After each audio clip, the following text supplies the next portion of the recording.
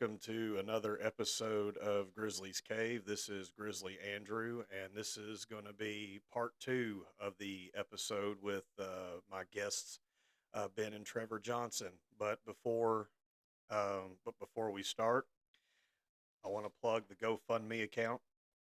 It is Help Ben Build a Future for Indie Wrestling Stars. This is to go towards building a future training facility for the current trainees and for future trainees that want to break out in the business.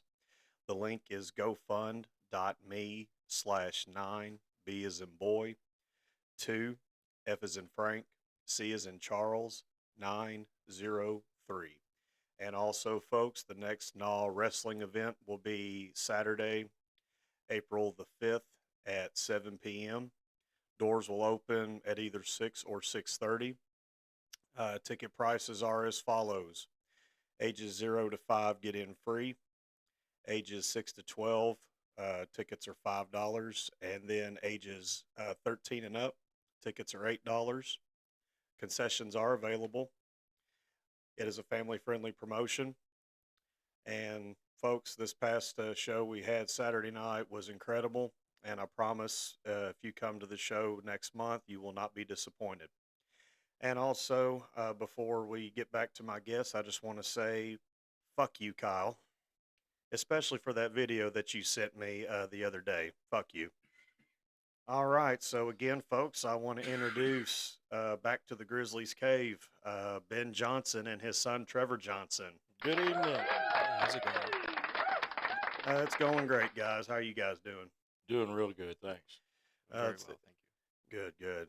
It's definitely an honor to have you both on the show again, and glad to have you actually at the Grizzlies Cave this time. So, Yeah, we're not doing it remotely, or what'd you call that? The Grizzlies Cave Mobile. Yes, sir. We're actually in the Grizzlies Cave, and I was a little scared because you don't never know what's lurking around corners in caves and stuff like that. Yeah, it's dark in here. Yeah, man. I promise there's no bats. There's no scary cave monsters. Nothing like that. So just some of my WWE Funko Pop collectibles, my cat's litter box, her food bowl, and a dresser that's got some DVDs and whatnot, and then my vacuum cleaners. So And One-Eyed Willie. This is the nicest cave I've been in a while. you just had to go there with one-eyed Willie. Oh, I can't stop. Oh man, I'll be sure to tell y'all after the episode Oh is done no, with what no, happened. no, we can't wait. Oh You no. gotta tell the fans now. Oh Lord. So the video that Kyle shared with me. Oh God. Well, I'll definitely mark this for explicit content. But our good friend Kyle White decided to send me a video reel on Messenger the other night, and I was like, "Oh God, this is probably not going to be good." Well, sure enough, my instincts were correct. I open up the video reel, and there's this. I guess it's like a dessert shop or something like that, but they make these desserts in the shapes of male genitalia, if you catch my drift. I can't wait to hear what that's got to do with your eye. I'm gonna get to the eye in a second. But anyways, but yeah, so these brownies or cakes or whatever were in were in the shapes of male genitalia. So I was like, "Fuck this!" So I sent him a reply. I said, "What the hell, Kyle?" I said, "Fuck you." Anyways, all right. So the one-eyed Willie. Okay, so folks, um, yours truly made his managerial debut this past Saturday night, and at the very end of the night, I got into well, some people called it a lightsaber duel, but we didn't actually have lightsabers. JC Flash had a chair, a folding chair, and I had my Louisville Slugger baseball bat. Well, in a nutshell, I blocked the chair shots, but I didn't block the recoil from the bat. The bat wound up popping me over my right eyebrow, busted me open. He was bleeding profusely. I, Oh yeah, it was intense. I was bleeding like a stuck hog, man. No, I did get cut. Let's see. Actually, when I woke up Sunday morning, had a hard time opening up my right eye. Had had bruising around it. Thank God for ice packs and Neosporin and more ice packs. Thankfully, the swellings went down.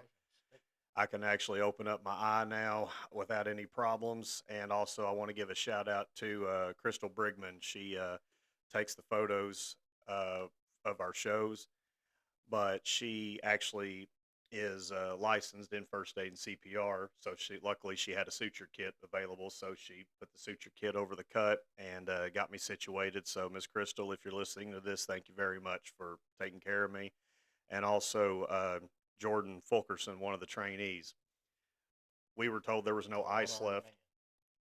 We were told there was no more ice available. Somehow Jordan found some ice, put it in a plastic bag, brought it to me, and helped me start icing it down and stuff. So Jordan, if you're listening to this, buddy, I appreciate your help on that. He also said he was going to start keeping like a med pack kit in his vehicle in case something like this was to happen again. Combat Carl at its finest. Hell yes. All right. I was So today, not having seen Andrew since Saturday, I walk in the house and there's a one-eyed raccoon staring at me. It looks like he passed out at a Gene Simmons concert and just woke up and his mascara is all smeared across his face. Oh, you look horrid, man. Tell me it feels better than it looks. Oh yeah, it Because feels. it looks like shit. I know it looks like shit. I'm actually gonna pull the picture up and because the video I did Saturday night when I did my last episode, you could see swelling, but you couldn't see any bruising or anything like that. But this is what it looked like Sunday morning when I woke up. Oh my goodness. My wife made me a bowl of soup last night. I told her it tasted like crap. It tastes better today.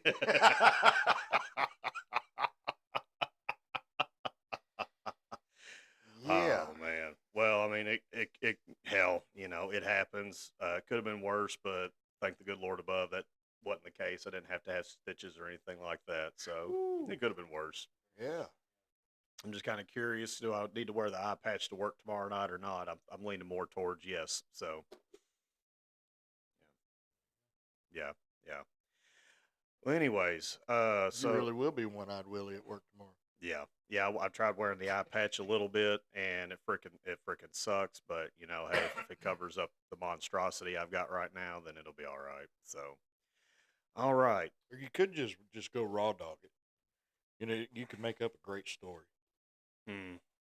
Well, I could, but apparently people from work do listen to this podcast too. So. Oh well, hello everybody from work. Yeah, now y'all already know what's underneath the eye patch when you get to work tomorrow. I know some of my coworkers follow me on TikTok, and I know they saw the video where I mentioned that this is a war wound; it'll heal and all that. So, but it's all good. Hell, Saturday night was a really great turnout. God, that crowd was amazing, wasn't it? Yes, sir. They were loud and live from the curtain jerker all the way to the end of the main event. Hell yeah. And they never let up. No. And, and they've had some big crowds and stuff, even before then, but not as loud as that. So I think we had about I heard like 75, maybe 80 people or maybe close It to 100. sounded like 300. It did. Yeah. Oh my God. Yeah. So, so again, folks that listened to the last episode I had with these two, I do apologize that the episode had cut out. So, basically we're going to pick up where we left off. So At the ye old gym. all right. So I believe this was when I was telling you when I first kind of broke into the business. Does that sound about right? Or how I got introduced That sounds about right. Okay. So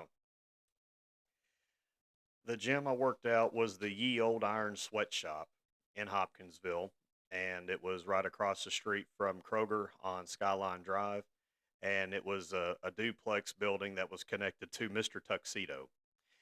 And basically there were pictures, posters of of old school bodybuilders and all that. And the guy that ran the gym, he competed in amateur bodybuilding contests named Jeff Taylor. We called him JT. And the equipment had they had the pulleys, but they had like bike chains on the pulleys and stuff. I mean, this was like really real vintage equipment. So instead of the machines we see at gyms nowadays, you put the weight plates on there instead. And let's see, he had a wide variety of equipment, dumbbells, Stones. well, some of the There's a log out back if you want to work on your back. we never got to that, but I'll tell you, some of the dumbbells he had, they did look like old stones or something like that, which I thought was pretty awesome. But it was an awesome gym. But there was a fella there. His name was Dwayne Johnson, but I'm not talking about the If Rock. you smell, oh no, wrong guy. Definitely wrong guy. Um, he wrestled for an outfit over in the Callaway County area called Old School Wrestling, and that was ran by Bad Boy Phillips. And so I went to a show that they had back in August of 2009. I'd graduated college 3 months prior, and went to a show. Debo wasn't there at my yeah, my old buddy Dwayne. So I asked the promoter because he was shaking everybody's hands as we were exiting and stuff, basically thanking us for coming to the show. And I asked where Debo was, and he said, "Oh, he couldn't make it." I said, "Okay." Well, a few months went by, and I was told that they did training on the days of the shows. I said, "Okay." And so I pulled up. I had to work my shift at Aldi's. I didn't get off till like 2:30 in the afternoon. So then I went home, grabbed some gear. It was about 45 minute or so drive to, I think it was Hardin, Kentucky. Really small community where they had these shows at, but it's like maybe 10 minutes from Murray. And I walk in, and I was told, bring some money to go towards the training and whatnot. So I did, and got in there and started learning some of the basics. I think I got to work with them for probably 2 or 3 hours or so, but then they had to cut it because they're about to open up the doors and whatnot. And it was pretty brutal. Even though I was way younger and I could recover quicker, it took about 3 or 4 days before my body was healed up. So, How'd you like that first bump? um, well, the landing in the center, I found out quick you don't take it in the center of the ring. Found that out. No one told me that. It was pretty brutal. Um, but it was also an amazing experience too. I'm like, oh my god, I just did this. Was it one of those rings that had like the columns underneath, or It might have. I really couldn't tell you. Or a spring? I really don't remember this sucker being having any springs whenever we took it down. I wasn't there to put it up, but I did stay to take it down after the show. I don't remember springs. It might have though, but I couldn't tell you. But yeah, I had to do a lot of took a lot of bumps, worked on tie ups, headlocks. Let's see, I cannot remember one of the guys that they had work with me, but another guy was named Chick Canyon, and a guy I worked on tie ups and headlocks with. His name is Chops. Chops, I know. I think he used. I don't know if he still performs or not, but I know he did a lot of stuff up in Indiana, from what I understood. But they were all really very professional, very friendly, respectful, and everything. Really good guys. And then after after we got done with the training portion, sat for the show. It was a really good show. And then afterwards, there was might have been a Denny's or something in Murray, but we all went to eat. It was a late night. We were there, God knows how long. I don't even remember what time I got home, but just sitting with all these folks that are either in the business or getting into the business. It was just an incredible experience to say the least. And well, then I got in my head, well, what if I get hurt? Because, you can't, at Aldi's, you can't be put on light duty if you don't get hurt at work. So I kind of got in my head thinking that what if I get hurt or whatnot. And so needless to say, I didn't go back. But Bad Boy Phillips, Chick Canyon, Chops, if y'all happen to listen to this, I did go back to the business. It just took another 15 years before it happened, but I did go back. You took the long road. By God, it was a very long road. But yeah, so I think that was also when I was telling you, Trevor. You've got Hmm. you've got a hell of a lot of potential, and the times I've got to work with you in training, uh, buddy, just don't get in your head. Stay with it. Oh yeah. No, I definitely have the moments where I'm scared of potentially getting hurt, and being a teacher, it's definitely something I worry about because my job requires me to be, available every day of the week. Hmm. And, in the event that I were to get hurt, it would create not just a lot of work for me, but it would create a lot of work for other people. Hmm. And that is something that I get in my head about, is the potential of, injuring myself. But that's also why I pride myself on being as safe as possible. Right. It's like I don't want to hurt anybody. I don't want to get hurt. I don't want to hurt myself. It's just better to be safe than sorry. Absolutely. Um, Ben, what would you say to somebody that's wanting to get into the business that kind of gets in their head and is afraid of getting hurt? Well, being in your head is probably the most dangerous place to be in any event or any sport or any aspect of life. The 3 pounds of gray matter behind your eyes and between your ears that controls the rest of your body is a dangerous place. There, and I tell the kids, they're not kids, but I call them my kids. I tell the trainees all the time. I remind them the only person that is responsible for your happiness in this life is the same person that you have to get up and look at in that mirror every day. Incidentally, that's also your biggest enemy because nobody has control over your life. If you want something, only you can make that happen. If you want to be something, you got to make that happen. Nobody's just going to walk up out of nowhere and offer you a $150,000 a year wrestling contract. You got to earn it. You got to go get it. And it's just staying out of your head is the best place for you to be. That's why I'm the way I am. Hmm. I fire from the hip. Whatever crosses my mind comes out of my mouth, and you know I Hmm. don't. And I try, but I was there, you know, when I was younger, and the mental aspect can have a very adverse effect on you. Not only the negative side, but too much of a push, too much, of a push on a green worker can be damaging psychologically too. It's great when you're young, you're in the business, and you got the fan support, and you got a good promoter behind you, that's pushing you. But you can't let it you can't let it mess up your head. You can't let it go to your head, because you turn around. We've already said it. This is a dangerous business. What's here today isn't guaranteed tomorrow.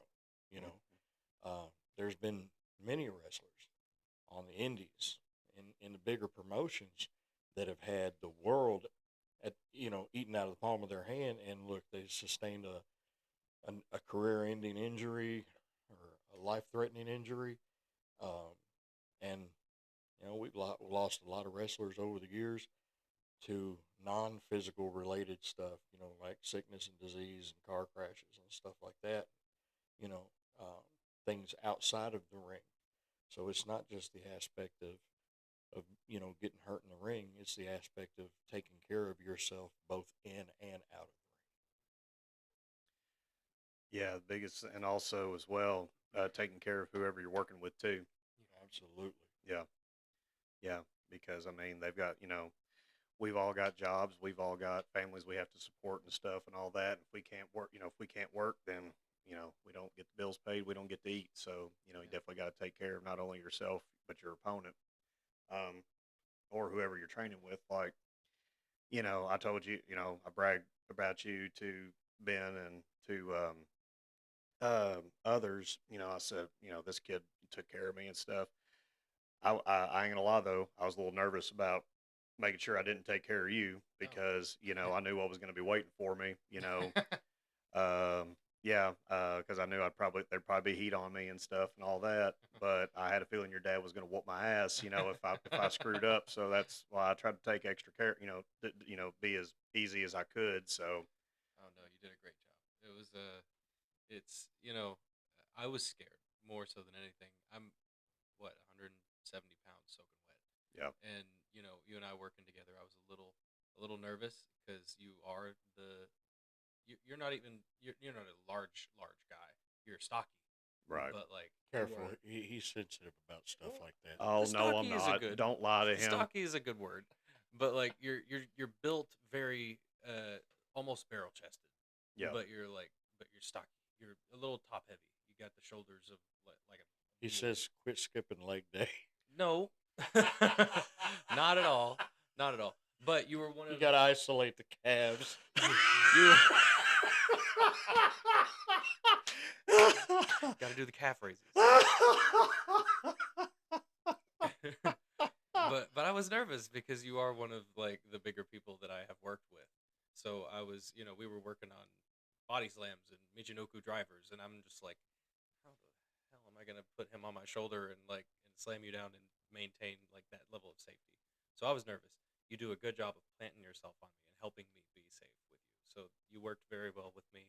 It was easy for me to be able to protect you. So kudos to you as well for being able to protect yourself whenever you're in somebody else's hands. well, I appreciate that, and I mean, heck, you and some others were strong as bulls and stuff. I mean, Shoot. so size matters not, Shoot. man. So, folks, I'm going to throw this out there since my esteemed colleague decided to make that little jab at me about the legs. I do more compound lifts, so in some with some exercises, I do work the legs as well. So I don't do full ass to grass squats. I do box squats. I do deadlifts. I do bent over barbell rows, bench press. Let's see, standing overhead presses and stuff like that. And I do variations of it. I like the compound lifts better than isolated stuff. But um, for those that don't know me, I have been referred to as chicken legs, and I don't exactly have the best genetics because my dad's side of the family had long, lanky legs, long, lanky arms. But for some reason, though, they had broad shoulders and a broad chest. I don't know how those genetics mixed together, but somehow they did, and they got passed down to me. So, luckily, working out though has helped me build on my frame a lot better. So, but yeah, thank you, Ben. You're very welcome. McGregor. It's funny that you brought that up because I just did a dive this past year into my ancestral lineage, Hmm. and I've got a lot of Scottish and Irish and English ancestry. And I was listening while I was diving into my the John Stone background. I ran across a lot of information on Clan McGregor. So that might be something that I need to share with you one day. So Well, I'd be very much interested into that because I haven't really done much of a deep dive on my family lineage. I shared all this stuff with Trevor. This was last summer, and um, we pulled up. What was it? Our 15th, your 15th or 16th great grandfather was Alexander Bruce, brother to uh, Robert the Bruce. Mm, And you pulled a picture up online. It's a spitting image of this kid. really? Not a joke at all. No, not at all. Let me He'll find pull it this. up here in I've just got a it right minute. here somewhere. So when we were doing all this research, and I was sharing everything, all the high spots, with him, and we actually went to the Middle Tennessee Scottish uh, Highland Games, Here you go. the first one that either one of us had ever been to. Yeah. Take off the facial hair on Oh God, yeah. It's Wow. unreal. That very, very unreal. Wow. He Wow. he messaged me one day. He's like, "Hey, Dad, have you found anything interesting?" I was like, "Yeah, take a look at this." Boom, Mm-hmm. just knocked him out right there. Oh wow. And so we went to our first Scottish Highland Games down in Middle Tennessee, and I've never had a Scottish ale, Mm-hmm. and I try, and I like a stout beer. Mm-hmm. Okay, I like Modelo. I like Dos Equis. I don't like thin beers that are light and they're hoppy, and I really haven't found what do you call them, IPAs, or craft beer Mm-hmm. that I like. I like a full stout, almost like a lager. Right. And so I ran across this Falcons Scottish Ale Mm-hmm. down here, and down here in Tennessee is the only place where locally in this area that you can even get it. So that's my plan next year is, and one of them gave me a change in attitude. It was Really. pretty stout. I Mm. only had about what 7 that day, Only Something like 7. that. If the police pull you on over, top of the mead. Oh yeah, the mead was a little.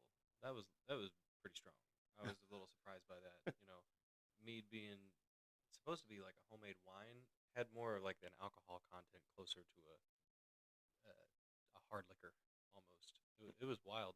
mm, I was only able to have like a little shot of it before I was like, okay, if I have too many of those, it's gonna be dangerous. But right. like, Yeah, that was what we call Viking shine. But it was good stuff. So whenever I first started drinking, um, the only beers I would drink at the time would be Killian's Killian's ain't bad. and Amber Bock. I drank those for a while, and then I got introduced to Michelob Ultra, and so I mean, I rarely ever drink beer, but if I do, it's either Michelob Ultra, mm, and Coors Banquet, which we could thank Cobra Kai for Oh, I that. love Coors Banquet. Yeah, yeah, we could thank Cobra Kai for that. And then when I was watching Yellowstone, it got referred to as Yellow Jackets. I didn't know they were called that. So Yeah. yeah, it's pretty cool. But yeah, those are about the only beers I'll drink nowadays. You know, don't get me wrong, I like some shots of hard liquor too and stuff, but it's a rare occasion that I get inebriated and stuff because I don't like waking up with headaches and oh feeling yeah, like crap the next day. you and So me both. I like a Guinness every once in a while. A nice stout Guinness I is good. I have tried Guinness once. It was probably my next to last year in college. I think I tried one or two or something like that. But yeah, no, I did like it. So, but oh gosh, there was something I was gonna. You mentioned something just a bit ago, Ben, about a green wrestler being pushed too hard. Yeah. So we're going to do a little history, take a little trip back in time, back to 1995 in the WCW days. Mm, You remember a wrestler by the name of the Renegade? no. Oh, He, I know the name. you know the name? Mm-hmm. Okay, so he was portrayed by the late Rick Wilson. Sadly, Rick Wilson passed away like February of '99, but he was brought in as like Hogan's, I guess you could say, tag team partner, even though they never really tagged. He was basically an Ultimate Warrior knockoff in a nutshell, and they pushed this kid to the moon. Oh yeah. He got pushed really quick. He got pushed so hard, heck, he beat Arn Anderson at the Great American Bash in 1995 for the WCW TV title. He had about a 3 month run with it, but after that run, when he lost it to DDP at the '95 Fall Brawl, he started, his wins really started to dwindle at that point, and he wasn't used as much on Nitro. He was used on whether it was WCW Saturday Night or WCW Worldwide, those shows that came on like Saturday morning and whatnot. And he was pretty much used as a jobber, for the rest of his career. And I mean, it started so great, and then it just, as quick as it went up, it, quickly, not plateaued, but just went down the hill, and he really wasn't that great of a worker, but I think WCW might have had a good idea with that, but um, yeah, I just kind of, that was that. As soon as you said that about a green wrestler getting pushed, so hard, I mean that was the first example I thought of, you know. Yeah, and not to take anything away from WCW or WWE, but it's worse on the indies. Mm, It's a lot worse mm-hmm, because life as an indie wrestler is you're out there grinding for everything you got.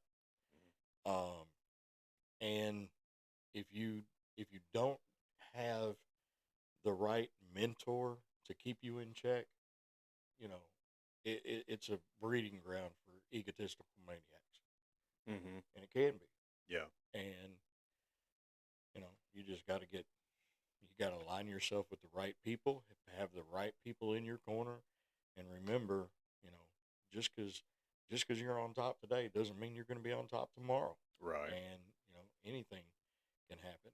We're all grinding for every little inch that we get, and uh, whether it's in front of what do you say, 70 people mm-hmm, or 500, mm-hmm, and it's it takes everybody. It takes a village. Just a simple indie show has got so many moving pieces behind the scenes, not just what's going on out there in front of the fans. Everything that's going on behind the scenes, backstage, people that are working together to make this to bring you this production, to bring you this show. And ultimately, yeah, it the majority of the responsibility falls on the shoulders of the wrestlers that's in the ring. But there's a lot of stuff going on behind the scenes that the average fan doesn't see, and it does. It takes a village to put mm-hmm, together even a small promotion. mm-hmm. Um, well, when we reconnected back in October, you were asking me, what I was doing here, and I told you that I started commentating. And you asked me what I was doing And there. then I asked you what you was doing there. Yeah, yeah. Good way to start off a conversation after not bumping into each other for several years and stuff. But I mean, yeah, I mean, you're right though. But not only that, but then you got your referees. You got your announcers. You got your commentators that are greener than grass. I raise my hand. For the fans that and the listeners that can't see this on video.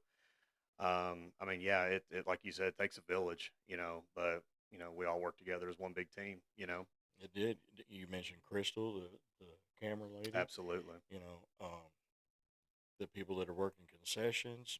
I tip my hat to all them girls back there busting their tails in concessions, and they don't have your average run of the mill concessions at a NAW production show either. Hmm. Normally you might go to an indie show, you'll get a hot dog, a hamburger, or some nachos or some popcorn. Right. That's the general menu just about every indie show I've ever been to. Hmm. It was last show they had chili dogs, they had chili nachos. Mm. The show before that they were pulling out some pulled pork sandwiches. I mean, you know, they bust their tails back there, and they take a lot of pride in having a great concession stand. Hmm. And then it's the ring crew. We got a great ring crew. Um, and then of course you got your sound producer, and you got the music guy, and then you know bless their hearts, the brains of the organization running around in the back trying to make sure everybody knows exactly what's going on. And you know it's crazy. It really is. It's a full tilt operation, even on you know the independent level. And this is a good opportunity to go ahead and point out right now too that there's different levels of indie productions, Hmm. independent wrestling productions. And buddy, I'll tell you what, if it's come through Western Kentucky, I promise you I've seen it. Hmm. And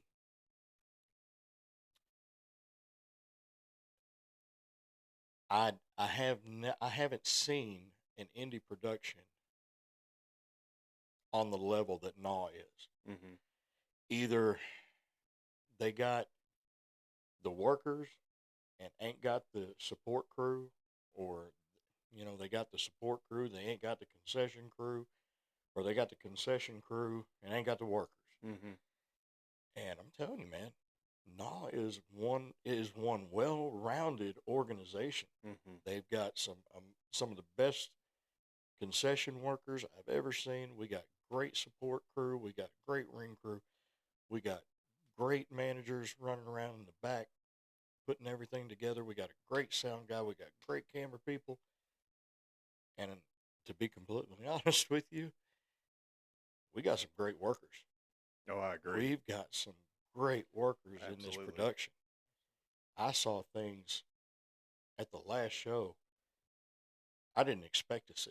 Mm-hmm. And the that tells you right there the drive, the inspiration, and the level of the wrestlers to go out there and put on that kind of show Right. in front of 70 people. Mm-hmm. Doesn't matter, if it's 7 people or 700 people. They went out there and they've absolutely tore that house down Mm-hmm. from the curtain jerker all the way up to the main event. It was amazing. Yes. Being on security crew for the first time, it was a lot. I wasn't really sure how to gauge everything because Mm-hmm. it was my first time being on security crew. It was kind of a spur of the moment thing.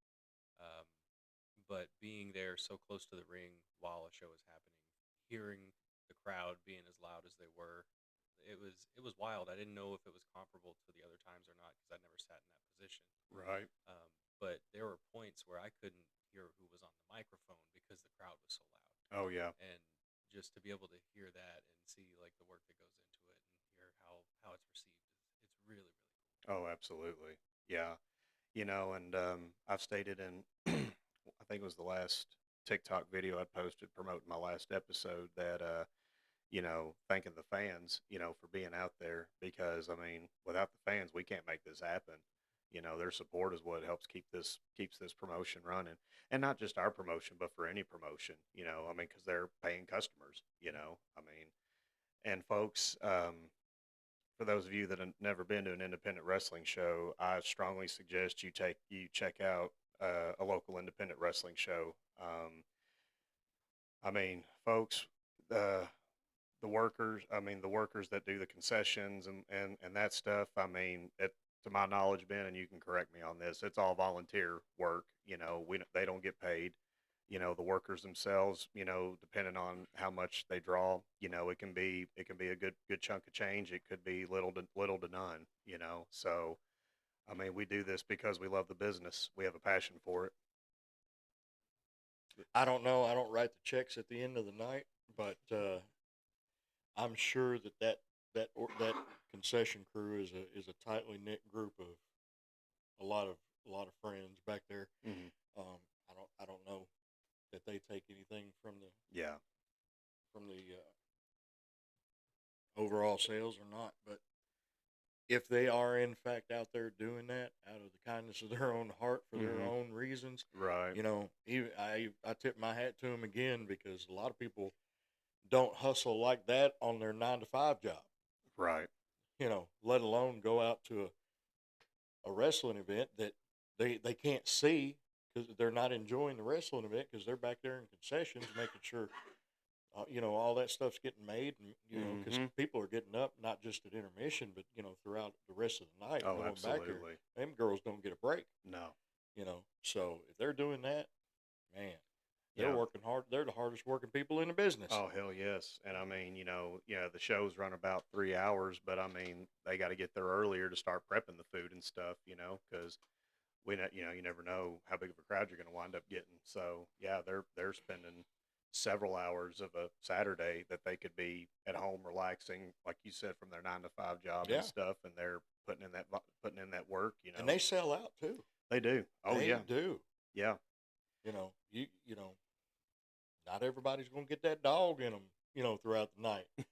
Somebody got 2 or 3 of them, but And, I stopped back by there, and luckily enough for me, there was just enough cheese and chili left that I could have me a good chili cheese dog. But that was it. That was it. All the candy bars had sold out. All the Oh chips wow. was gone. The popcorn was gone, and they were down to Diet Pepsi, and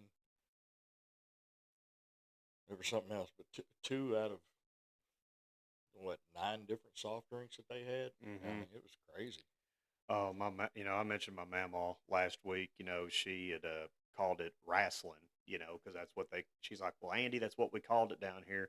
She loved Diet Pepsi. That was her. That was her go-to beverage. Cool. She loved Diet Pepsis. And what was so funny is it was never 2 liters. She always had to buy the 12 pack or the 24 pack. Oh yeah, And so when her and my papa relocated back to Kentucky back in '97, they would come to visit me, my brother, my mom, and my stepdad over in Hopkinsville. Well, Mamaw was notorious for bringing her own beverages because she didn't like the beverages that my mom had bought. Mom was Coke, Diet Coke, Dr. Pepper, that kind of stuff. But Mamaw, it had to be Diet Pepsi, no ifs, ands, or buts. But what was so funny about her is she brought her own drinks and she also brought her own aluminum foil and stuff because when she didn't finish a can, she put the put foil the on top aluminum of it, foil over the top of it. put it over the top Yes, of it, put it in the refrigerator. And I never understood why she did that. She never even told me why. And then I found out the reason why. So, they used to do that with the glass bottles too back in the day. no kidding. I'm really giving away my age here. I can remember his grandmother doing the same thing with those glass bottles. She was big on Pepsi back in that time, Okay. and she'd suck down 12 pack of Pepsis in 2 days. Oh, geez. And but yeah, same thing. I pop open that refrigerator door as a kid, and I'd see that glass bottle half empty with that aluminum foil on top of Hmm. it. Amazing. I didn't get a chance to ask you guys this the last time we spoke, but Ben, Hypothetically, hypothetically, um, and we can all three answer this, but I want to ask y'all first. Hypothetically, if there was a big promotion that you would have wanted to work at, what promotion would that be? if I could have picked any of them, Any of them, and it could be current or it could be past.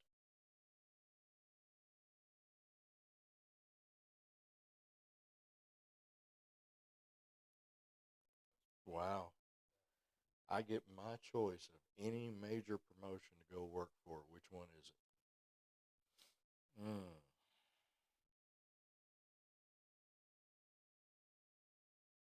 Past or present?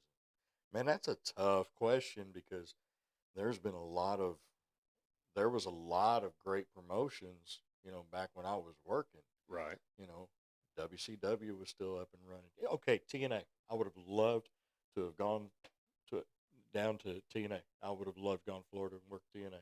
Okay. So that I didn't even realize it, but it was something about that appeal, something about that X factor, something about that appealed to me during that time frame. Um, if you're asking me if I would have, if I could have picked a promotion to go work for, a major promotion when I was in the business, when I was in my prime, TNA. Okay. Yeah. Now with There this, you go. Same question. yep. Oh God. Um, I'm a bit of a creature of habit, so the late mid to late '90s WCW Yep. around the war game, the Mhm. war era, like Mhm. the TV wars. That would have been really really cool. Okay. Just to see the amount of talent that was there at WCW Yeah. at the Yo, time. definitely. So They good. had like prior to the NWO, the Outsiders with Scott Hall and Kevin Nash, Mhm. having that stable there around that time prior to the NWO stuff. That would have Mhm. been really really cool. Oh hell yeah. Around the Sting turn, you know. Oh yes. Yeah. So I know Ben. You said You've listened to all the episodes. I mentioned my second live event that I went to was the very last Clash of the Champions, and I got to see Sting up in the rafters holding that vulture or whatever that big bird was and stuff. I mean, it was pretty cool. And then of course the lights go out, then the lights come back on. That buzzard's on a turnbuckle or vulture, or whatever it was a big bird. Yeah, and then the show cuts after that. So being able to be a part of that history with Clash of Champions, it was breathtaking. Um, I was actually going to ask now with TNA, we're talking before Hogan and Bischoff came in, Obviously. obviously. Okay. So before I give y'all my answer, I'd watched TNA from like late 2008 throughout all of 2009. Then Hogan and Bischoff came in. I lost interest immediately after. So, because I already had a feeling where it was going to go at that point. And I wasn't expecting them to try to compete with Vince. When I heard they were doing that, I was like, okay, that's a train wreck waiting to happen again. I'm like, you tried this a while back and look what happened. You know, I mean, now I'll give TNA credit. They're still going. You know, and Hogan's been gone from there. Hogan and Bischoff both have been gone from there for 12 years. I mean, so yeah, they did their damage, but TNA's built back up since then. You know, but to answer the question I asked you both, this might be a little bit different, but I'd say New Japan Pro Wrestling. I really admired the product when I was able to watch it from 2017 to 2019 and stuff. And you know, one of my favorite Japanese wrestler from there is Hiro Okigoto, and Jim Ross kind of compared him to Bret Hart. You know, he said he's kind of like Japan's version of Bret Hart, and also at the time Kenny Omega was there, Kazuchika Okada, Tetsuya Naito. I mean, they're all great workers. And when I saw this, I was like, oh yeah, I was like, Vince ain't gonna let that happen in WWE. Nah, Vince wouldn't let that move happen. I'm like, Yeah. he definitely gonna allow that one. But Yeah.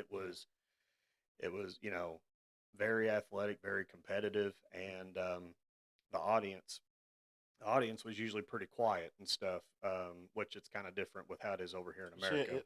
it is. It's different over there. You Hmm. know, they are so focused on watching the match, what's in front of them, but the whole audience will applaud, you know, certain Hmm. spots and things like that. And at the end of the night, I mean, and there's no chairs over there. Mm-mm. No, there's no Mm-mm. chairs. So Mm-mm. you're sitting, you know, on the floor. You know, everybody's sitting on the floor, and it's got elevated seating positions all around that place. But it's wild. It's totally different. Mm-hmm. Yeah. I I know. You know, I mentioned to y'all that I'm a big fan of Jimmy Cornette as my favorite manager, Hmm. and but I'm a big Kenny Omega fan, and we, as y'all know, Corny's not a big fan of Kenny Omega, but I Omega, didn't know that. you know, he well, so it goes back in time when I think Omega might have been wrestling for DDT, and he had a wrestling match with a 9-year-old girl, Oh wow. and you know, Cornette wasn't big on that, Yeah. and I think the girl actually became. I think she eventually came to work for AEW. I think it's Riho, Hmm. uh, Japanese uh, women wrestler. I think Riho was her name or something like that. She went to work for AEW. Supposedly that was the little Yeah. girl, and then yeah, he's never been a fan of Omega. But man, some of the matches Omega had with Okada, wow. And let's see, then he had that match with Chris Jericho at one of the Wrestle Kingdoms in 2018. That was a great match. Um, hell, I think Jericho made like 1.5 million for that match just for that one appearance. So Jeez. yeah, so he played it smart there. Sign me up for that. Oh God, Yeah, yeah, for sure. yeah. That's a promotion I really need to get into is New Japan Hmm. because I haven't really seen much out of New Japan, but I've kind of been opened up to it a little bit. I watch a little bit of anime every once in a while, and recently I was a little curious as to Hmm. what kind of, you know, the crossover, you know, of wrestling and anime, and I was like, I've never seen a wrestling Well, see, you know, Shinsuke Nakamura came from there before he went to anime. Vince, Hmm. Hmm. and you know he was red hot in Japan, and he was red hot in NXT. He gets to the main roster, he comes off red hot, but then I don't know what happened. I'll just blame it on creative, quote unquote, Right. creative and Vince. But they totally. killed all the moment. Well, I believe they killed all the momentum that he had going and stuff. Yes, I know he's Mm-hmm. had U.S. title runs and stuff, and that's great. But hell, he should have been world champion. Oh yeah. Hell, he had a match with AJ Styles at WrestleMania in 2018. which was a rematch that AJ Styles and Shinsuke had while AJ was in New Japan. And I watched that match. It actually came on Access TV not too long after their Mania match, and I was like, "Yeah, their New Japan match was way better. I like that much, much better." Yeah, You New Japan has a lot of really rich history know. with Mm-hmm. their stuff too. Because I actually ended up finding an anime that it was a crossover of wrestling and anime, and it's called Tiger Mask W, and it's Okay. based off of a manga from the 70s. Mm-hmm. So like an old comic book from the 70s about a wrestler who wrestled in a tiger mask Mm-hmm. and the tiger stable that he like branched off from and ended up having a big feud against, and they remade it into an anime series back in like 2016.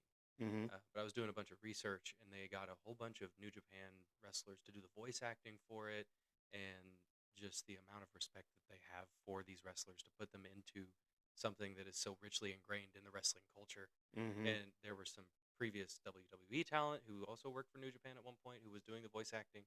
It was just really cool, and to be able to go back and watch some of them in their New Japan time would be really really cool. That's on my list of things to do for sure. Oh yeah. You mentioned Tiger Mask, so Hmm. I'm assuming y'all played the Tekken video games. I've played a little bit, not So much. so there's a character, King, has a feline mask or whatever. They say he Yeah. was based off a tiger. He was like Tiger Mask was the inspiration for that Yeah, character. I can So see it. I can yeah, see it.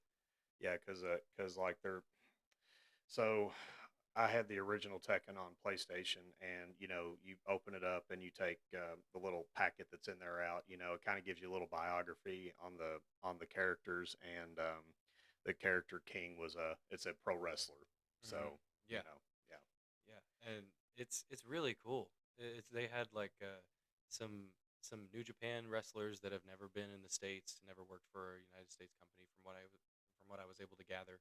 They had some that had previously wrestled for WWE who had gone back to New Japan, who were really popular over there and made their mark over here. Um, and just that's kind of my first step into it. It's interesting that you bring up New Japan. It just because I just started looking into this like a week ago, Right. and I've never watched hardly anything with New Japan.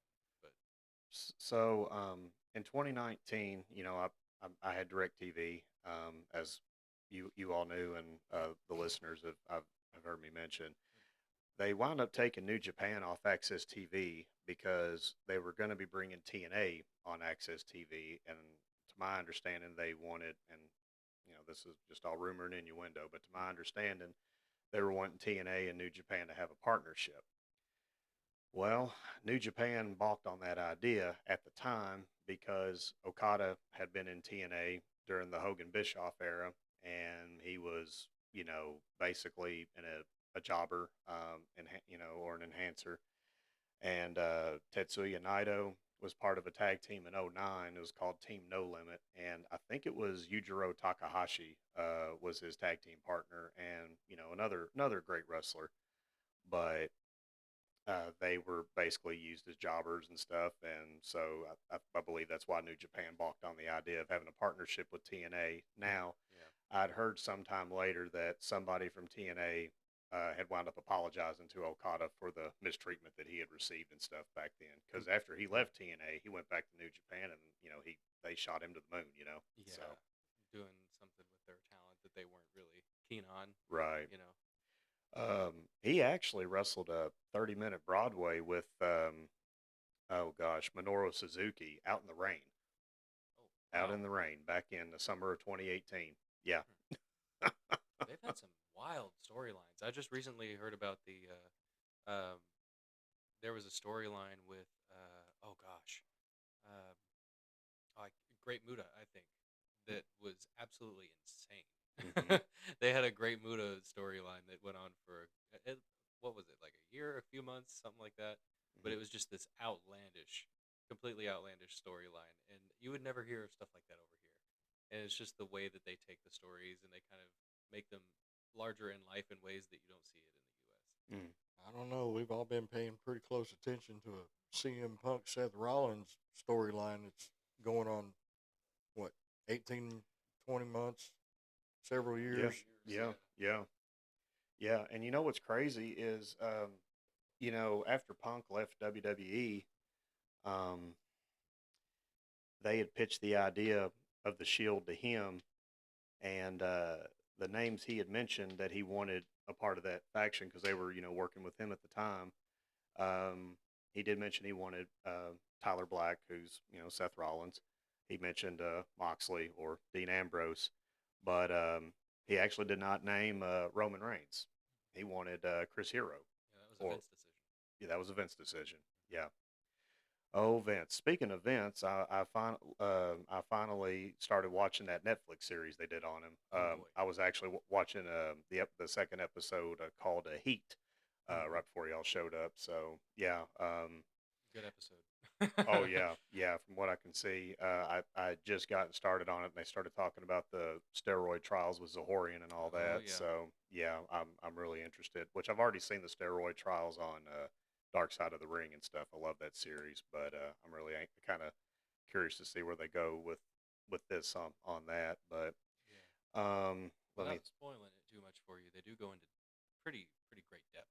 Okay. Uh, but it's a lot deeper than Hmm. I had ever known. Of course, I was not really around at that point. I wasn't even a thought. I don't think at that point. I was what 80s, late 70s, 80s. So the steroid trial happened in '94, but there Oh, were okay. there were already, but Zahorian had gotten in trouble. I want to say it was like 91, Yeah. 92. Okay. So Not too far ahead of my time, but right, far enough that I wasn't around. right. Which and of course, me being a kid, and I was 6, 7 when I started watching.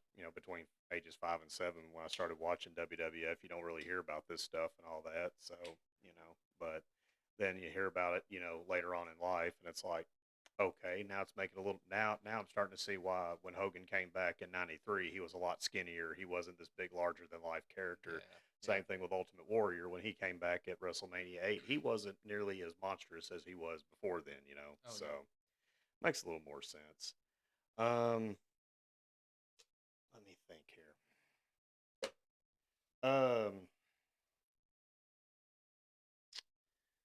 God Almighty, what else did we talk about during that time that we got cut off? Because my memory sucks. Bro, I don't remember. I've slept and I had a 14-hour long Saturday since then. We You were talking about the show, so we actually got to the community center the that morning before the show, about 8:45, 9 o'clock, and to set the ring up so that the trainees get more than just a couple of hours before the show. So we started training at 9:30 that morning, Mm-hmm. and I know it makes for a long day, but it's great. It's great seeing those kids get in there and busting their tails all day long. And we got a new apparatus at the training center now. We got a dummy. Okay. Yeah, we uh, Josh brought in a dummy. We got it stuffed and took it out there and let the kids wrestle around with it for a while, and they're close, man. Mm-hmm. These kids are doing great. They're getting closer. Right now, they're at the point where they're starting to just do on their own, Mm-hmm. and it's a dangerous point for them. They're they're emboldened enough to start doing things that they weren't comfortable with before, and now they're doing them. And uh, we're just gonna have to be careful. Mm-hmm. Not let them get too headstrong, and not let them hurt themselves. So we we're gonna go getting ready to go through some growing pains, Mm-hmm. but it happens. Mm-hmm. It's a natural process. When you get to that point in your training, um, you're going to beat yourself up physically. Mm-hmm. As if the training hasn't been physically tedious enough as it is. because you're starting to push yourself, and Mm-hmm. that's what the kids are doing now. They're starting to push themselves a little bit further outside of their comfort zone, and it's impressive, you know, as a coach, as a trainer, to sit back and watch how they have blossomed into this. I'm telling Mm-hmm. you right now, I don't plan on going anywhere. 2026 is going to be, you know, latter part of 2025 and 2026 is going to be amazing. We got some amazing talent headed to that ring. Yeah, yeah, man, I can only imagine what 2026 is going to be like, considering, we've already started off with a bang here in 2025, and we're not even middle of March yet, No, so I mean, we're 3 shows into the year right now, yeah. and it's crazy. Um, yeah, man, golly, I got to say this promotion is, oh man, it's one of a kind. Not to take away the title from Rob Van Dam's WWE song, but it is one of a kind. You know, It's amazing. I It really mean, is. it's just the brotherhood, the tight knit, the closeness, the tight knit group and stuff, and all that. It's just, it's been really awesome to be a part of be a part of something like that. Because It truly is. yeah. Yeah, So, Trevor, you had said earlier that you're a teacher. You don't have to mention where you teach at, but I do see your T-shirt, by the way. Now, how long have you been teaching? for sure. Oh goodness. Well, I've been off and on teaching for the last 4 or 5 years. It's Hmm. actually what I started going to college for. Hmm. I was gonna be a history and education double major. Hmm. Um, After slacking off my first couple of years, I realized it was gonna take me about 6 years, 7 years to finish with a double major. So I decided, given that Kentucky's pretty lenient about teachers as far as history degrees are concerned, because Hmm. they are pretty rare. Hmm. Uh, they're pretty lax about history degree holders being in teaching positions. So I've been fortunate enough with my history degree to be able to teach in places like Tennessee, where I worked for a private school at one point, Hmm. a good few years back in the greater Nashville area. And then I also, being that this is my first public school teaching, like full on teaching position, I was a substitute for a good couple of years living in Nashville. Hmm. But it's something I've always had a passion for, something I knew I always wanted to do in some capacity. Yeah. Yeah. Now, now is it any history, or is it like U.S. history or world history? I mean, is there a certain, or did you get, I hate, ugh, or do you teach all forms? I actually don't teach history at all. Okay. I ended up being hired for an English teacher position. Okay. But because, there's so much writing and English things that you have to Mhm. do with an arts degree with Right. history anyway, um, they knew that my degree required me to do a lot of writing. Mhm. And being able to achieve that degree in the capacity that I did, also with a minor in sociology, kind of Okay. helped solidify my writing ability in Mhm. their eyes. So they saw it as a pretty close fit. Okay. So if I had to choose, whenever I was studying history, my area of expertise was a lot of ancient Roman history, history of societies Mhm. that and how they interacted, things like that. Not so much the events, but the context that led up to a lot of events. Sure. How different peoples interacted, so on and so forth. Yeah, man. History was actually my favorite subject in school. Hmm. U.S. history. Loved U.S. history. Hmm. We're talking like from like the 1800s back.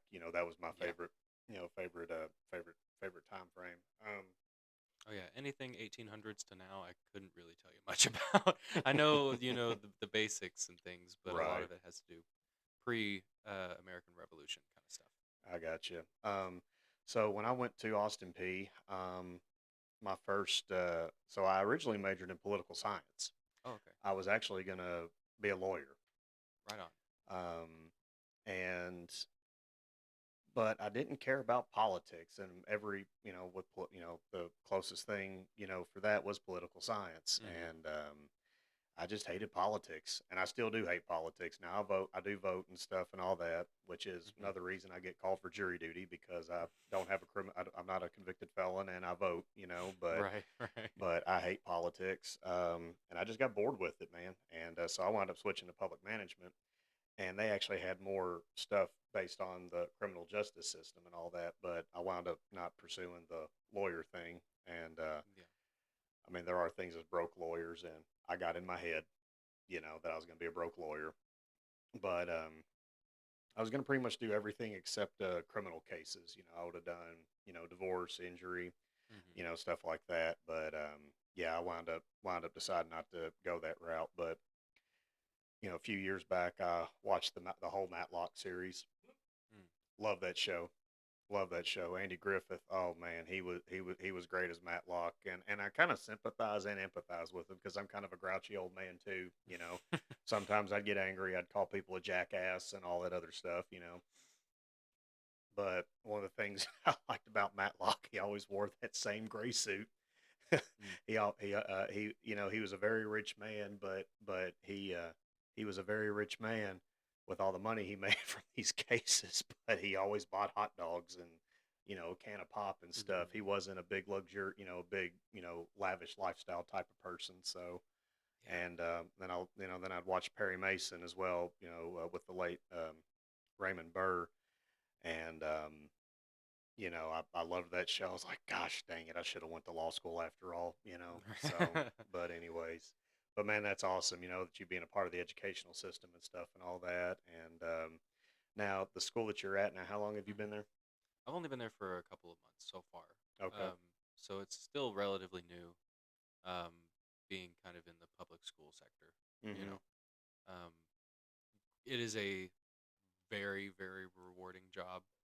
Sure. Um, this is around this time of year, schools are about to let out here in the next couple of months. Mm-hmm. So there's a lot of testing things going on like that. So it's kind of crunch time for a lot of us teachers trying to make sure that we teach the proper material and make sure that the kids are learning the proper material to be able to succeed. And it is a very, very chaotic right now. Mm-hmm. I kind of came in the middle of the year, so I kind of had to pick up pretty quick on what they were needing. Mm-hmm. um, but it really is a very rewarding job. Yeah. Being able to see whenever your work comes to fruition, the kids are doing well in their studies and doing well in their tests and stuff. Yeah. It comes full circle, and it may be thankless in many aspects, but Right. it's incredibly rewarding to see the progress. You know, And folks, for those of you that don't know, there have been professional wrestlers that were working in the educational system as well. absolutely. George the Animal Steel, the late Hmm. George the Animal Steel, was a teacher. I believe Bill Eadie, Uh huh. the Masked Superstar or Demolition Axe, for those of you who know who those characters are, I Hmm. believe he taught. I think he might have been a coach as well. And Jesse the Body Ventura, he was actually a Harvard Law professor, Oh wow, and I believe the subject he taught was the politics and professional wrestling. that's wild. Kind of blending both of them together. And this was after he had served as a governor of Minnesota. So, Oh wow. Yeah, I think Austin Theory was also a teacher at one point. oh really? Current WWE superstar Austin Theory. He was teaching whenever he got the. I think he was teaching when he got the call, if I'm not Really? mistaken. Yeah, there's Oh a picture of wow. him standing in his classroom that I've seen, and it's just this. You wouldn't expect Austin Theory, this the big old jacked, athletic Mm-hmm. WWE star, standing in the front of a classroom. Right. But there's a picture floating around of him doing Okay. on the internet somewhere. And when I found that out, I was kind of surprised, but hopeful. Oh wow. You know. Oh my gosh. And and this is just rumor, but I'd heard the Steiners were teachers. I th- Maybe at one point, but I'd heard that. Now I don't know if there's any. Okay. I'd love to see the Steiner math scores.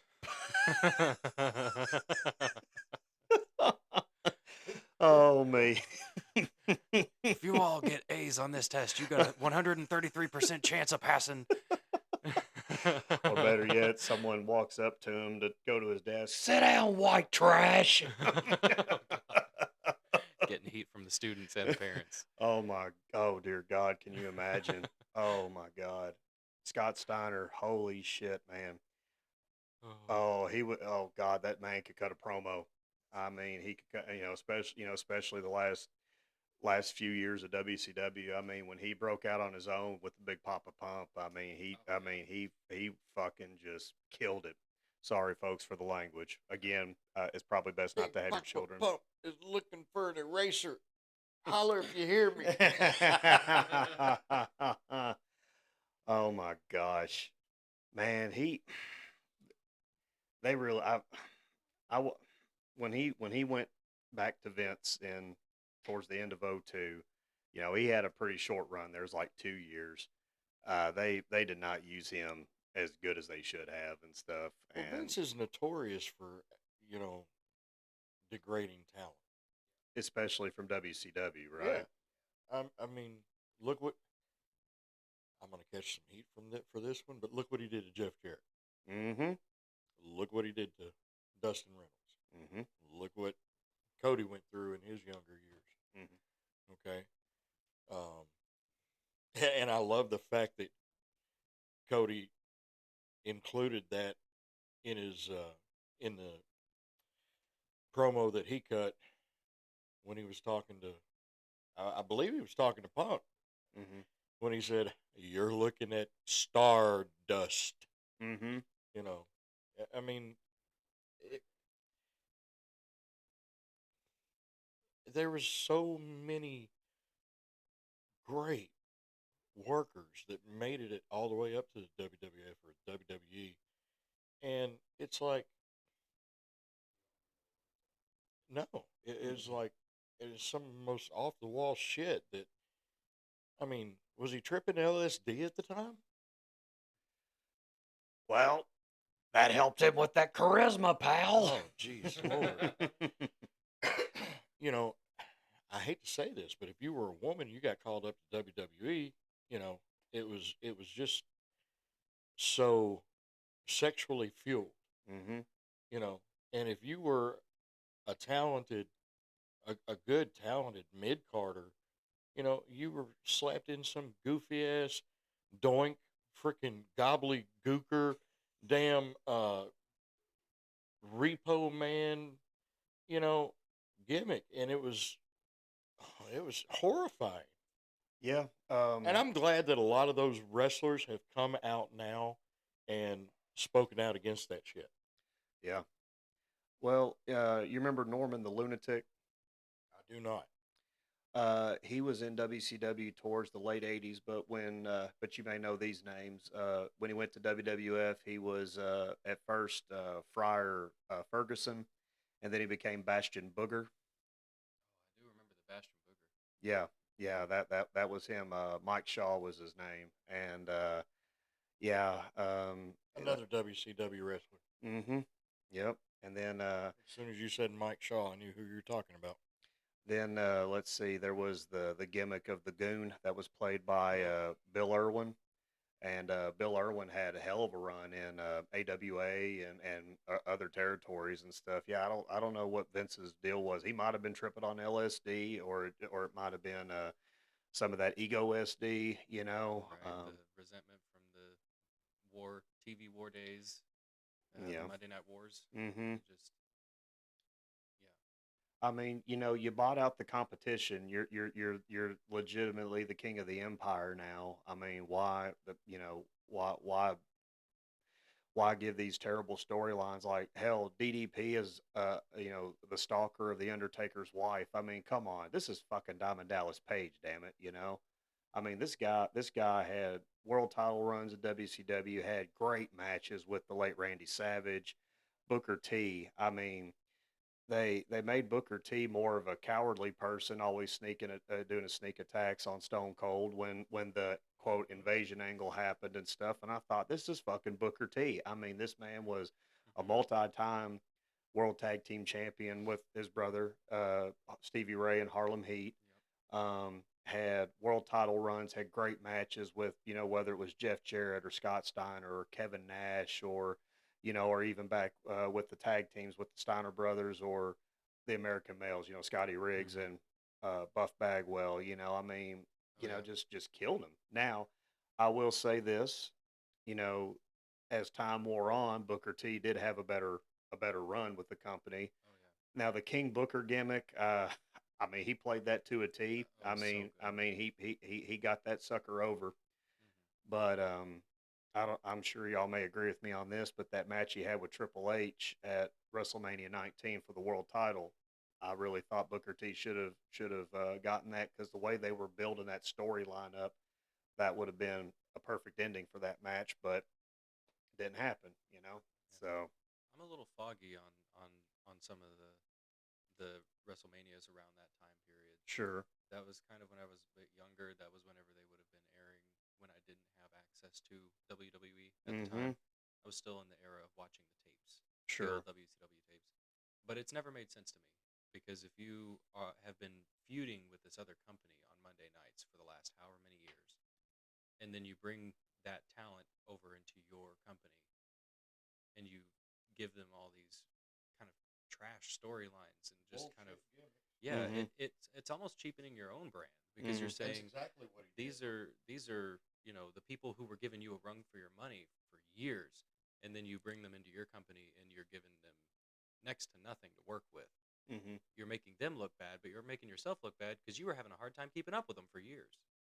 If they can't, He lost. I don't care what anybody says. WCW kicked Vince's ass on Monday nights. Mm-hmm. They did. They They did. truly did.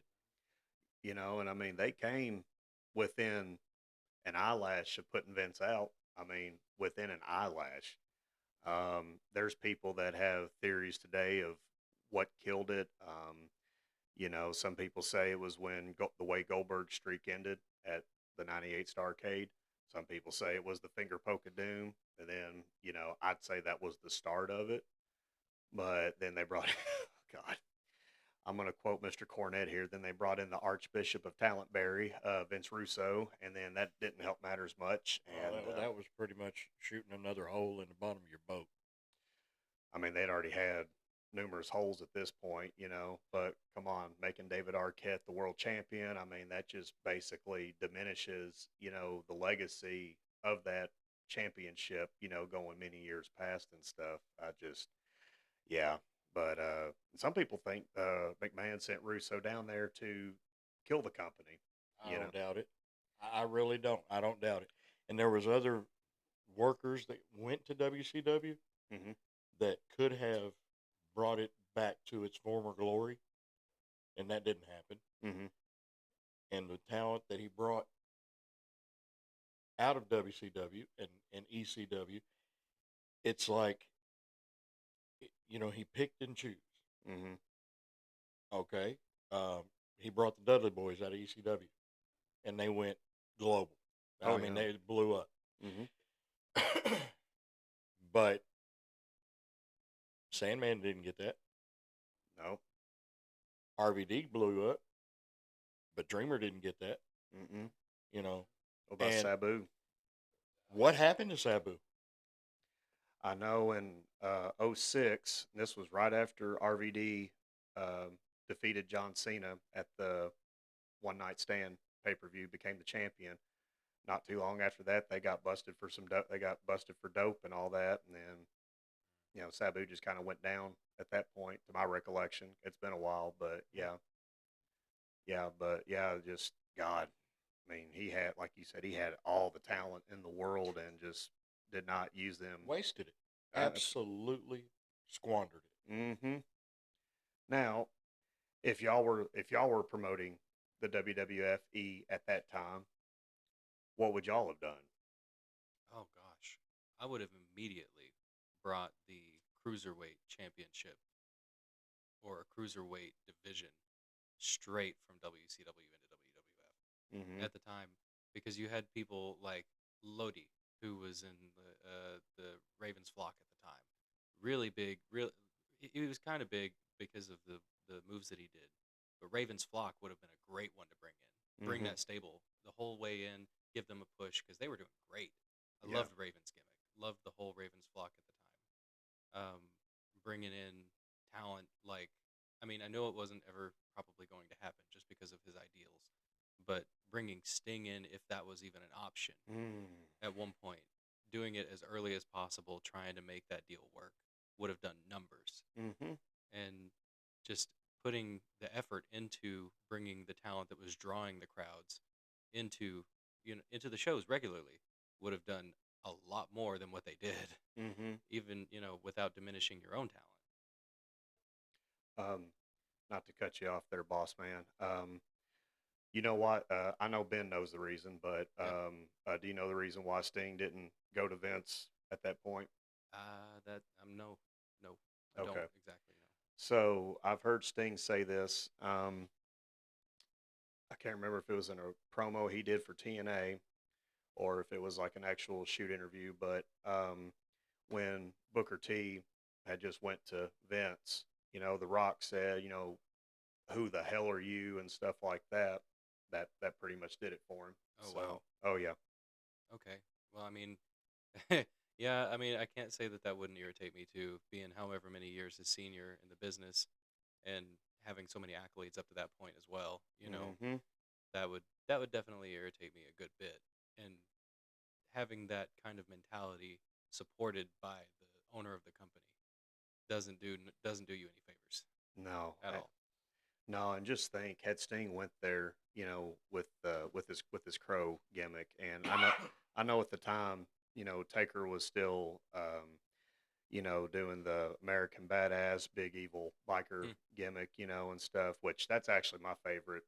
I know everybody says they love the Dead Man better. I mean, the biker gimmick was my favorite of all time. Hmm. But, Good heel. oh God, yes. Yes, absolutely. But, when the Dead Man gimmick was brought back, I mean, I know Vince wasn't much on putting baby faces against each other in matches. It did happen, but it wasn't Hmm. it wasn't all the time.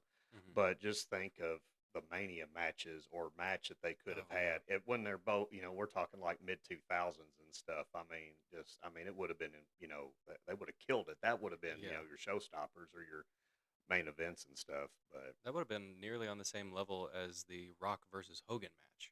yeah, That would have done similar numbers, I think. yeah, Having names that big, you know, going face to face, because at the time Hogan was still riding his heel wave from mm, being in WCW and riding in WO and over to WWF at the time, and then having The Rock and him go face to face. It could have been very, very similar in vibe, mm, if nothing else. mm-hmm, absolutely. What were you gonna say, Ben?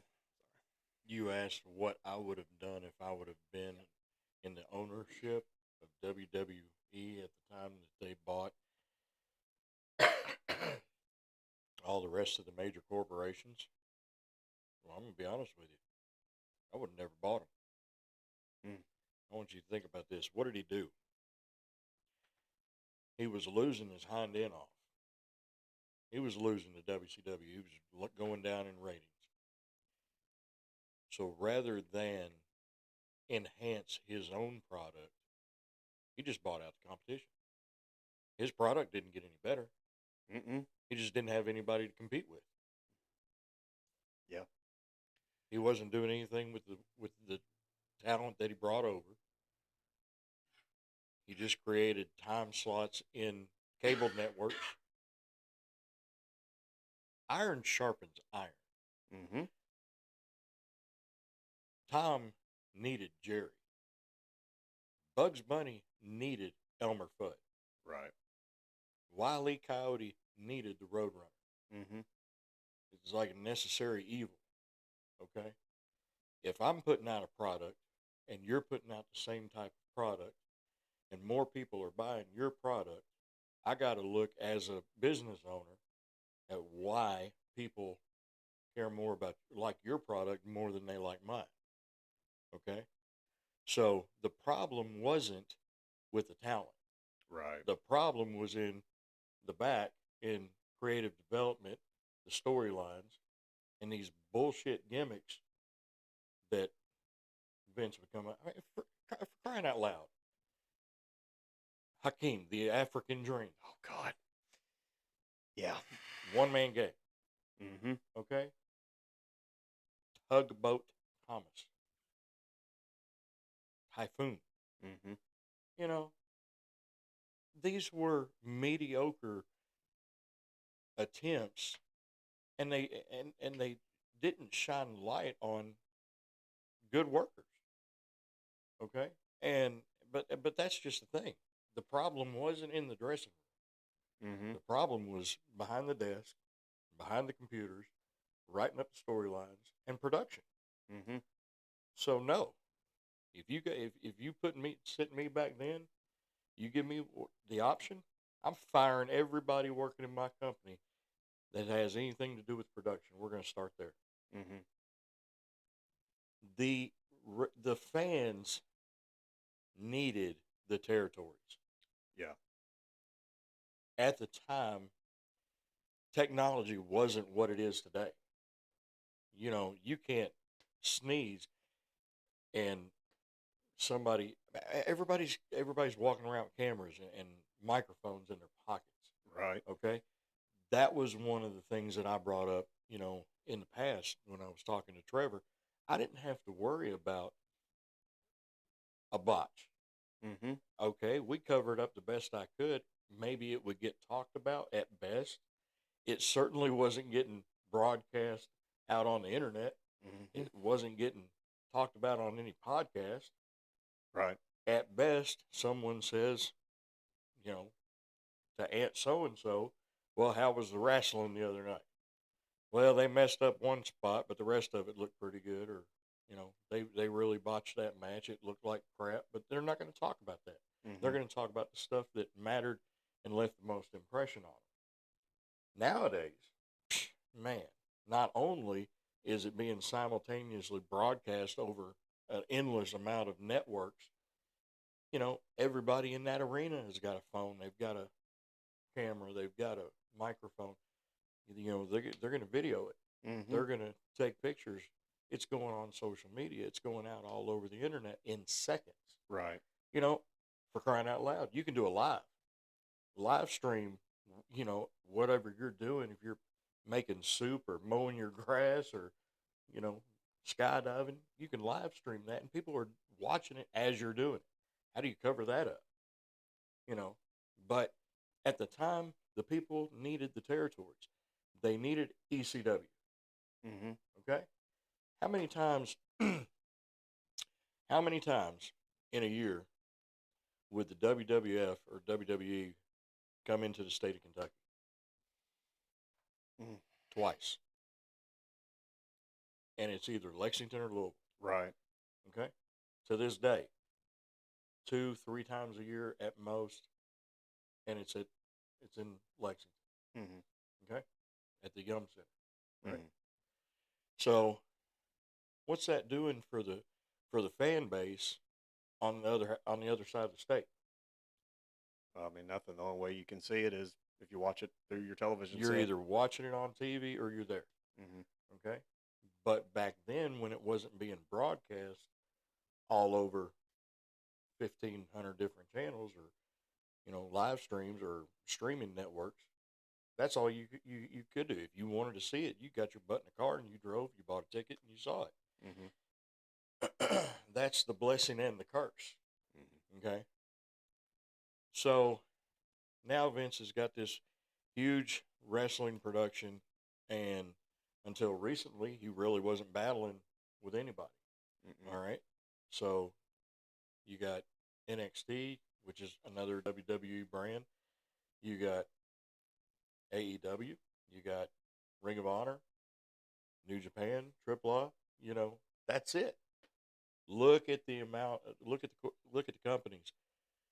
You know, back then during the independent or the territory eras, and you can call them independents or, you know, outlaw wrestling, whatever you want to call it. It's all the same thing. You know, they would tour.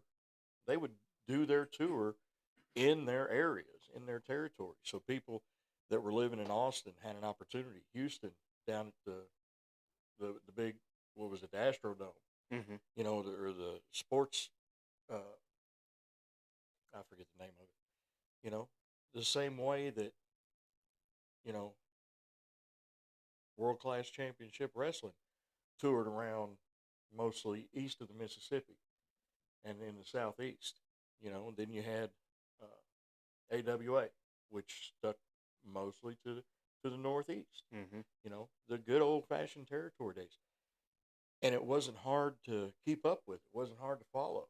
You know, um, but then Now you've got the business by the nuts. You've put all your competition out of business. Guess who's got to cover that territory? You do. Mm-hmm. You got to cover that territory. You've got to keep those fans interested in your product. And if they weren't interested in your product before you bought out the competition, you're going to lose that fan base. Mm-hmm. You have got to, and so there is your answer. The problem lied in production, Mm-hmm. marketing, advertisement, creativity. And to be honest with you, I wouldn't have. I wouldn't have bought I know on the season finale of season 5 of Dark Side of the Ring, it was the Black Saturday episode, the Rise of Vince McMahon, as it was called. Eric Bischoff, which, depending on who you ask, some people would say don't believe him, but apparently he was going to purchase WCW for like, I think he said $67 million. Well, he gets a phone call the next day or so, and he's told that it's done. And Bischoff thinks, well, hey, we just bought a wrestling company, because I think he got some investors and stuff as well to help him with the purchase. And they said, no, no, Eric, you don't understand. The deal's off. Turner took it off the table, and apparently Vince had bought it it. for basically peanuts. I think $2 million Oh uh, wow. to basically acquire the video libraries and all that. Which, I mean, we all know that's why he purchased that stuff to begin with, was just to have access to that. He didn't purchase it for the talent. Mm-hmm. So, He shit all over the talent. oh, he sure as hell did. And you know, yes, I know that because of what he did, it eventually led to the big, lucrative contracts and stuff and all that. But Jimmy Cornette said when the territories went away, the training ground went away. You Yeah. know, and it also took away more places for these guys to go work, guys and girls to go work at. Thus, he had Ohio Valley Wrestling, which Mm-hmm. was always the proving ground, the training ground, Mm-hmm. and what? Um, that was it. That was where talent went to get polished. Mm-hmm. That's where a lot of independent wrestlers aspired to get to. If I can get over to OVW, if I can get seen, if I can make a name for myself at OVW, that's a toehold in the door down the road.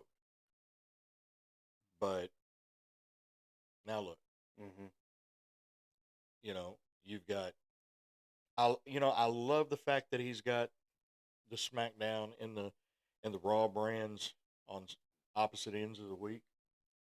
But nothing's filling that gap in the middle. Mm-hmm. Okay, when does NXT air? Goes to show you how much NXT that I get to watch. Used to be Wednesday night. Okay, well, there's still Tuesdays and Thursdays. Mm-hmm. Right. You know, there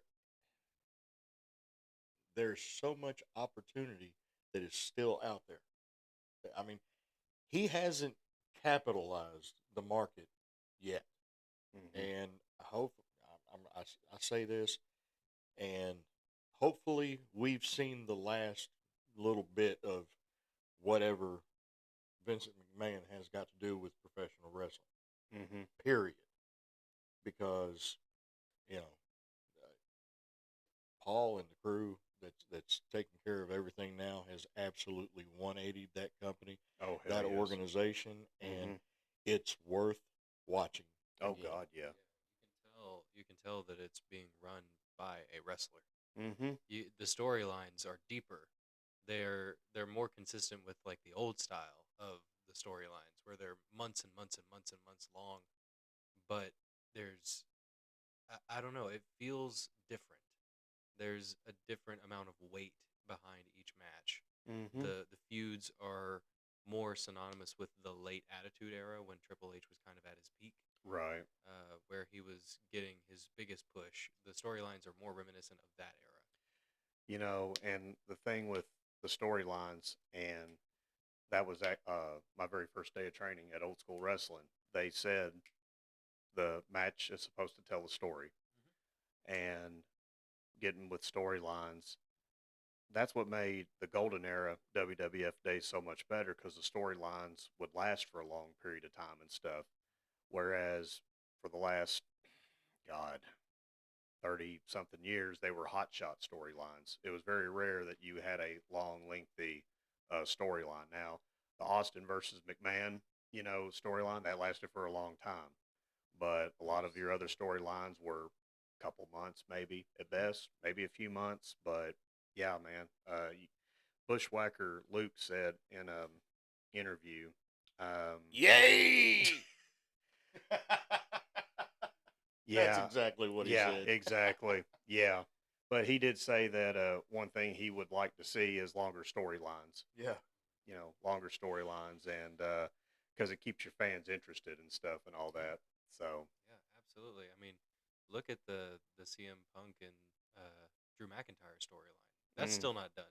Even in amongst all the other stuff that's been going on with John Cena and with Seth Rollins, mm-hmm, Drew McIntyre is still back there like, hey, I still don't like you.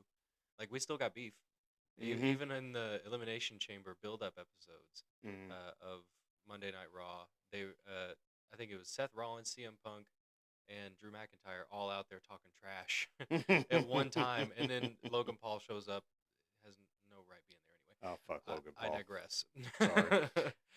But it's still cool to see that the remnants of these storylines still interacting with each other while a new storyline is being developed. Yeah. And it all came to a head in Elimination Chamber, and all of these different storylines were coexisting in one match, Mm-hmm. and that felt very much like a kind of a web of stories Mm-hmm. that you didn't see for a long No, you didn't see it for a long time. You had these two workers in a storyline, and you could pretty much draw a straight line across that. You Mm-hmm. had another set of individuals that were involved in a storyline, another straight line you could drive all the way.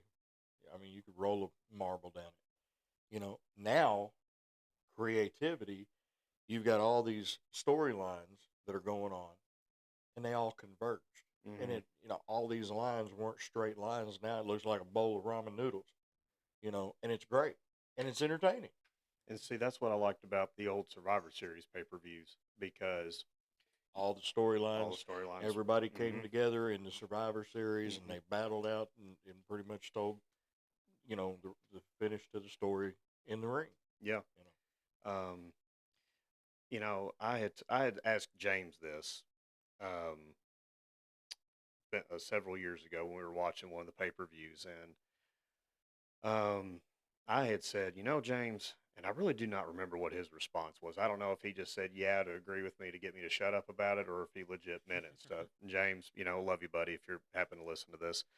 Um, but I had said, not to kind of go back old school, but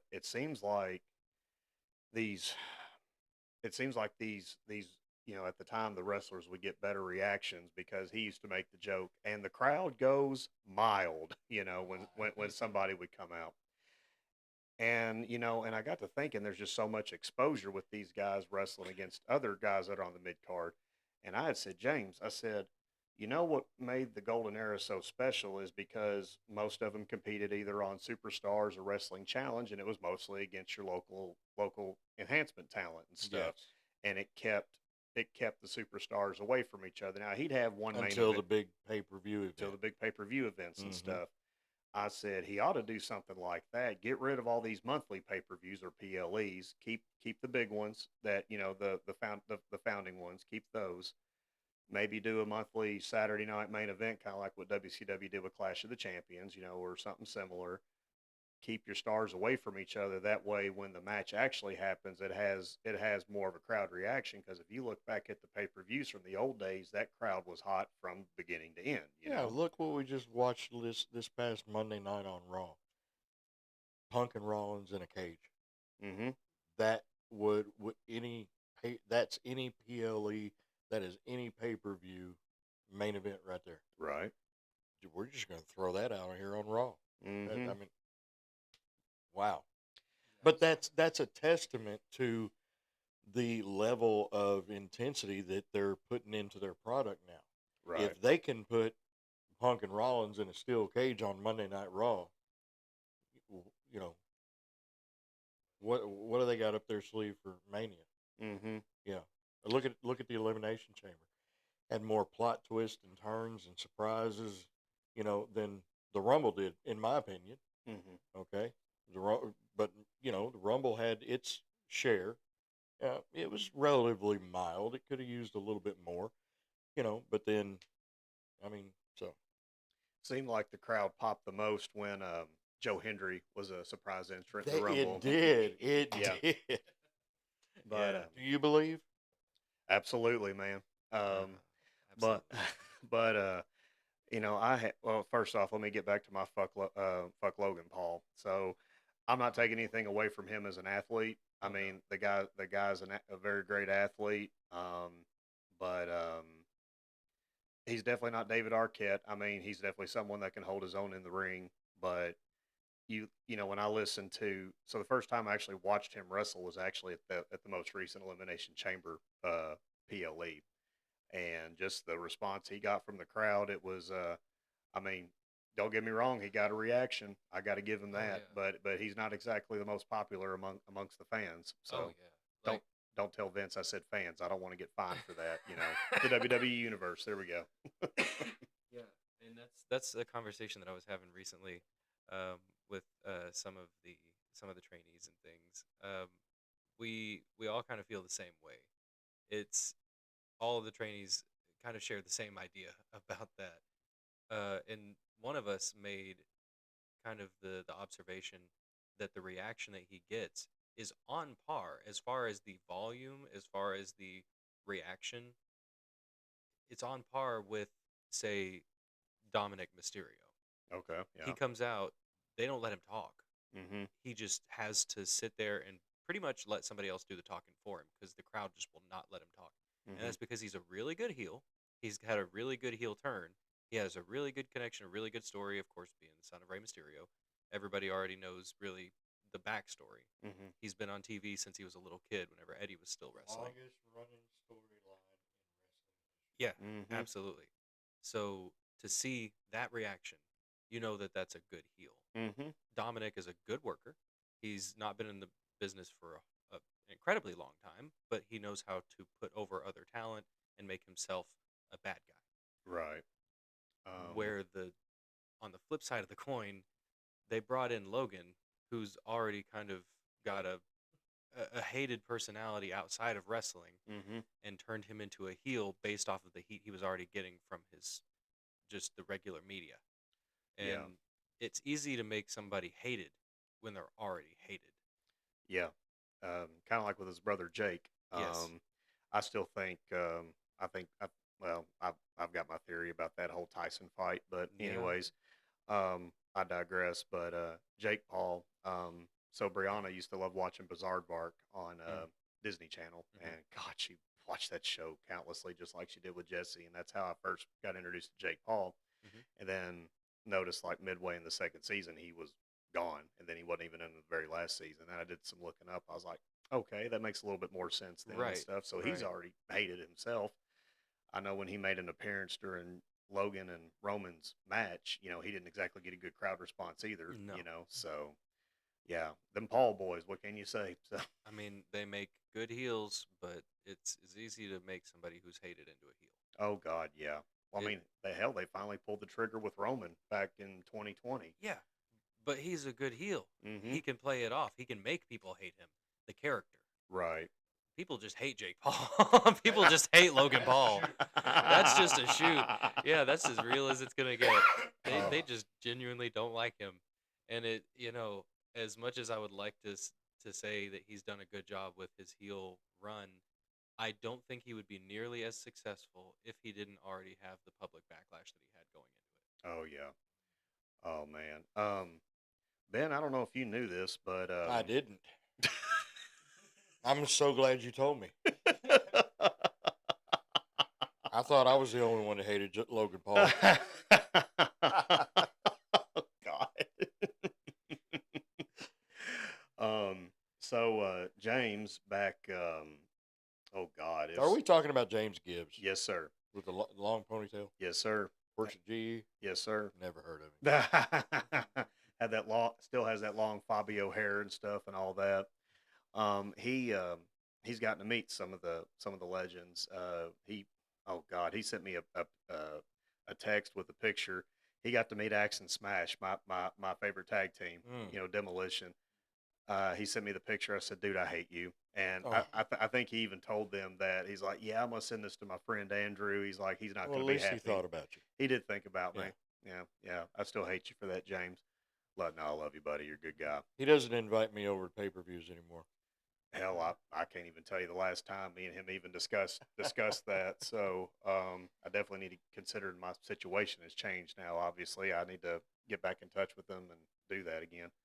Or hell, we could. Look out, James. Andrew's going to be reaching out in the next few days. That's right. Or hellfire. You know, I sent in the text yesterday. Well, who's hosting the WrestleMania party and stuff? Well, hell, I've got plenty of couches and stuff. But then again, I don't know how many of them are going to be willing to drive all the way to the cave, you know, to come see this. But it'd be an offer on the table, you know. So, but he also got to meet Ron Simmons. Um, he said they had talked a lot about football, and he said he actually got to meet CM Punk. Actually sat next to him on an airplane. Oh, wow. Um, he said they talked a lot about comic books. So yeah, yeah. He said Punk was pretty cool with him. So which this was after he had done far left removed from Vince at that time and stuff. But yeah, man. Yeah, God, I think he said there was some silence there for a little while. And then I think Punk kind of opened up or whatever, you know, Yeah, whatnot. So you know, it's law. You can only sit on an airplane for so long before somebody's got to break protocol and start talking to a stranger next to you. right. I was sitting at a bar in the Charlotte airport, Charlotte, North Carolina, just having a drink. I had about a 45-minute layover and on a flight change. And the guy who was sitting right next to me on the bar stool opened up and he started talking. And I found out that he was from Bowling Green. Okay. And yeah, we're both from both Kentucky boys, Mm-hmm. sitting down here in Charlotte having a drink at the airport bar, lounge, or whatever. And as the conversation goes on, he's pretty. I find out that he's pretty knowledgeable about basketball. Mm-hmm. And come to find out, it was Matt Kilcuckin Jr. He was the head men's or yeah, head basketball coach at Western Kentucky. Really. Yeah, we're sitting there, and he hands me his business card, and he's like, "Just give me a call if you're ever in town. I'd love to Mm-hmm. see a game." But I never took him up on it. But Oh, I got you. yeah, it's protocol. You just got to talk to people when you're on the plane. So back to James. I didn't think we were done with James. We'll never be done with James. No, no. Last time I saw James, I believe it was at the caretakers uh, premiere. God, that long. Yeah, Damn. yeah. I'm pretty sure. If I'm wrong, I don't know I'm wrong. If I've seen him since, I don't. I really do not recall it, but I don't think I've seen James since Jeez. we did the autograph signing premiere for Man. the caretakers. Yeah. I last saw him. It was the week before the infamous shutdown happened, March of 2020. I went to his house to give him a wedding invitation to mine and Anna's wedding. I didn't think he was going to be able to make it, but you know, the church we were going to have it at, I think it'd seat about 100 people. So she had 50 of her people, 50 of my people. Did he come? Well, we went because of the COVID shutdown and the quote unquote mandates. You know, 10 people or less. We had to do some serious cuts because He didn't make the cut. well, he would have made the cut, but heck, I didn't even have my groomsmen. You know, I had to cut them. And You know, now you know why he hasn't responded to your invitation. yeah. No, heck, we wound up. Let's see, you know how WrestleMania has a 2 day event. Well, our wedding was a 2 day event as well. So It was over on the third day. April the 3rd was the first day. April the 3rd was the first day. I was on a Friday, and we got married in that old church over in Bardwell, and it was me, Anna, the pastor, he was going to be the original Pastor Demarius at our reception, but he said he wouldn't do a big reception because of the COVID mandates and all that other stuff. The So, Kung Flu. oh God, yeah. Well, we'll get to that here in a second, but I hope not. oh, well, okay. I'm so over it. Uh, Sorry. Trust me, I get it. I've had it twice, and yeah, I'm over it I've myself. had it three. I've been diagnosed with it 3 times. Um, Still unvaccinated, and what? I should be dead 5 times over by now. Yeah, I'm in the best shape of my life. right. I I did some of the vaccines. So my first bout with it was actually September of 21, and that was actually more worse than the second time I had it. But I went ahead and got those 2 shots. I guess it'd be starter shots, and then you get your booster 6 months later.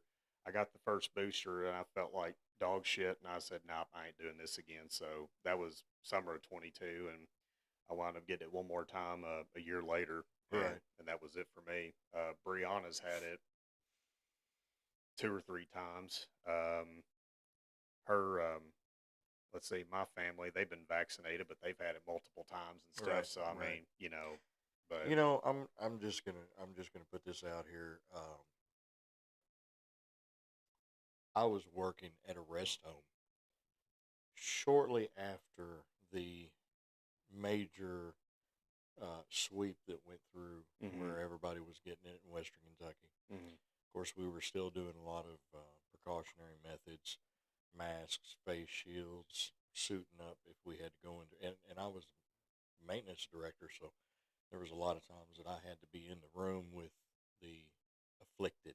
hmm So here I was dressing up like a space monkey, to go into this room to reprogram the remote control or hook up cable television or unclog a toilet. And my the administrator told us, said, the vaccine mandates come out, and how do you? She asked me, she's like, how do you feel about this? Where you stand on it? And I told her flat out, I said, am I going to have this job 30 years from now? She's like, well, I can't guarantee you that. I said, well, I can guarantee you whatever I put in my body is still going to be in my body in 30 years. Right. You going to continue paying me? hmm Because I was looking for a job. When I found this one, I'll go shovel horse poop off the side of the road, pick up aluminum cans. Right. I did that when I was in the military. You Right. know, God bless America. I got stuck with every cotton picking needle that they could think of.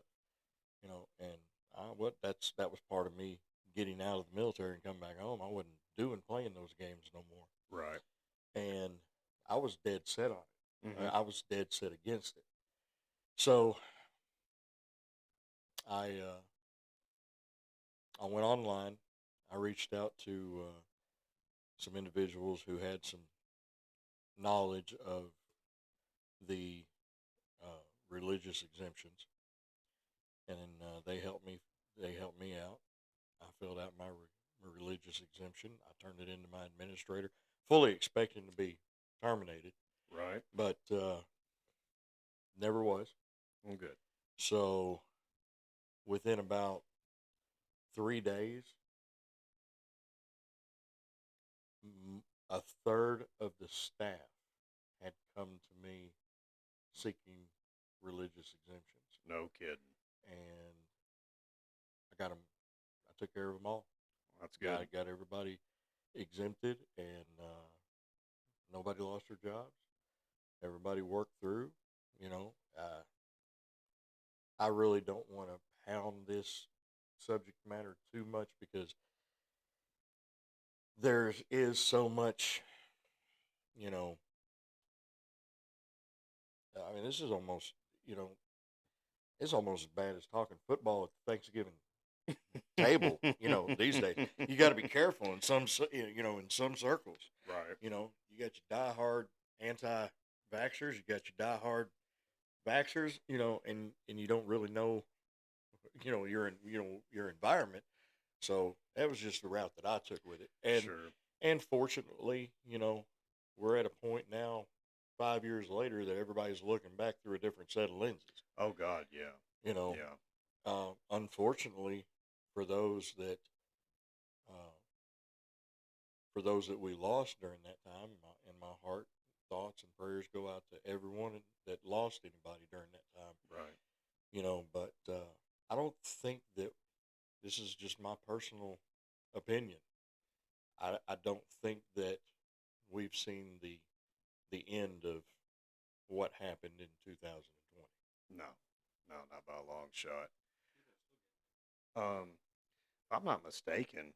So yeah, I didn't really watch much of the product, obviously at that time frame, but I know they were doing a lot of empty stadium or empty arena Oh my shows and stuff, gosh. and not just them, but AEW as well. But AEW did have actually some of their wrestlers and talent like ringside and stuff, so they had some kind of crowd response and all that. So, did we talk about this in the first half, I, or was it in the second half? So I flipped on the TV one night to watch Raw, and there's two ladies in the ring wrestling. There's a referee, and not a soul in the crowd. mm-hmm. And they come back from commercial break, and the two ladies are leaned up in the corner talking to each other. The referee's just there, nobody's doing nothing. And then all of a sudden, somebody must have screamed. We were back from commercial break because they started beating the shit out of each other again. So, and then the televisions or the monitors that I thought were cardboard cutouts, and he's like, no, they're monitors. I was like, so people are paying money to live stream from the comfort of their living room Mm-hmm. onto a monitor in this studio. Yeah. What happens when brother and sister get into a knockdown drag out in the background? It's getting blasted all over, you know, all over. And see, that's exactly what I was getting back to, the effect of technology in the business these days.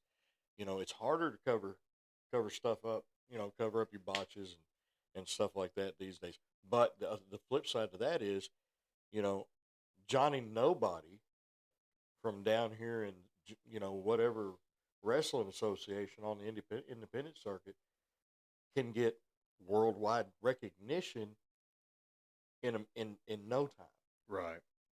So yeah, it's creating more opportunities. Like him or hate him, Logan Paul is an internet sensation. Oh yeah. Same thing with Jake. Okay, so and how did they get that way? Freaking internet, right? Mm-hmm. All right, so there's the nature of the beast. There, the yin and the yang of that. And then you've got I don't know if you've seen this clip, Andrew, but there's a clip. There are some really interesting characters that have gotten popular with their wrestling gimmicks through the internet. Okay. There was one that I sent to you, Dad, not too long ago. This wrestler goes by the name of Stephen Flo. Okay. Yes. Full, Yes. almost Raven's Flock kind of vibe, Mm-hmm. just that 90s grunge. Mm-hmm. And his theme is just Even Flow by Pearl Jam, but it's just Stephen Flow the whole time. It's just his name, and he's got that. It's you wouldn't find that anywhere except the internet nowadays. Like you might Right. find that in an indie show, and you'd be like, "Oh, that's Uh-huh. funny," But now that is a character that lives forever on Right. the internet. So, yeah, I've seen the clip with his song playing, and someone had captioned it. It's the even flow song, and but it's like what your dad's singing as he's coming back into the cave, and I was like, oh my gosh, that is creative. Oh, it's But great. so speaking of internet sensations, okay, um, and I know well, bear with me on this. The Kane imposters that are Oh making yeah. headways. Oh yeah. Okay, so I'm gonna give a shout out to a former coworker of mine. His name's Noah Piper. Whenever I called his name out, he was Hi cowboy. Noah. He was Cowboy Piper, and he he'd always come up, he'd flex on me and stuff and all that, and he'd start to cut a promo, but it was generally like a Stone Cold style promo. So then he said, "Man," he said, "have you heard of the wrestler Cocaine?" I said, Oh my lord. I was like, "What?" And so he's like, "Oh no, man, have you? Yeah, his name is Cocaine." I'm like, "Okay, no." So then I see a video clip of Cocaine. He's wrestling this fella, and I think it might have been in GCW. So I think that's JCW. JCW, my Yeah, I bad. think that's. Juggalo. Yep, Okay. sure enough. All right. My apologies for that. But anyways, he's wrestling this guy, and then you hear the commentators going, he's going into his tights. He's got a baggie. He's got an 8-ball. He's got an 8-ball. And then he opens up the bag, pours the powder all over his face. Like, cocaine. And then he hits him with a Coke slam, as he calls it. The Coke slam from hell. The Coke slam to hell. Oh my gosh! And then you have Blue Cane, but then he changed it to Blue Pain. And then there's Gain. And this is exactly emphasizing the point that I made. 20 years ago, that would be a local oddity. That would just be Right. a local thing that people around that area would get to enjoy. Mm-hmm. And honestly, people take their wrestling gimmicks and treat it as their personal baby. Mhm. It's a you got those people that take their wrestling gimmicks extremely serious, Mm-hmm. and then you got those that take it very lightly. There's comedic gimmicks that are out there, and you know whatever your product is, man, sell it. Mhm. Take care of it. Treat it like a plant. Water it. Make sure it's got the right amount of sunshine. Nurture it. And watch it grow. Mm-hmm. But if it wasn't for technology being what it is, we would have never got to see cocaine dumping an 8-ball in his face and coke slamming nobody. We would have never got to see that clip of Jesus putting Jesus is out here choke slamming people in this ring. You haven't seen that clip yet? No. Holy my shit. God, we Trevor, need take to the mic. I got to We need to show him that. Yeah. This sounds like borderline sacrilegious and stuff. Oh. But go ahead. It was a Christmas episode or a Christmas show Oh of some my kind, gosh. an indie show, Oh. and it's like the whole premise is something was going on, but Jesus had to save Christmas, and this guy comes out of the dressing room whenever I guess there are some heels in the ring doing heel stuff, Mm-hmm. and then this guy comes. You hear the music kick in, and you just see this guy in robes and and the long hair and the beard, barefooted. Here, he's got it right here. What in the world? Um. Oh my gosh! Wow. It's insane. What in the what? Do you know what promotion this is with? Fans, listeners, I'm looking at this clip right now, and I'm literally seeing somebody portraying Jesus Christ and uh cleaning the house of these wrestlers. He doesn't lay a finger on him.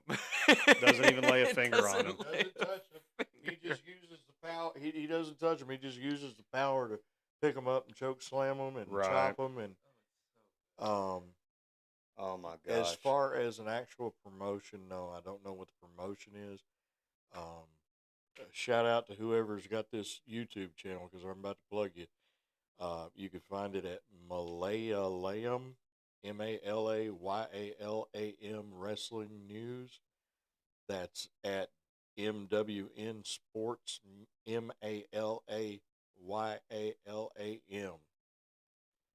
But I tell you what, and that's just, it's just two examples of the entertainment, the talent that's out there that, like I said, we wouldn't have access to if it wasn't for technology being what it is today. That's true.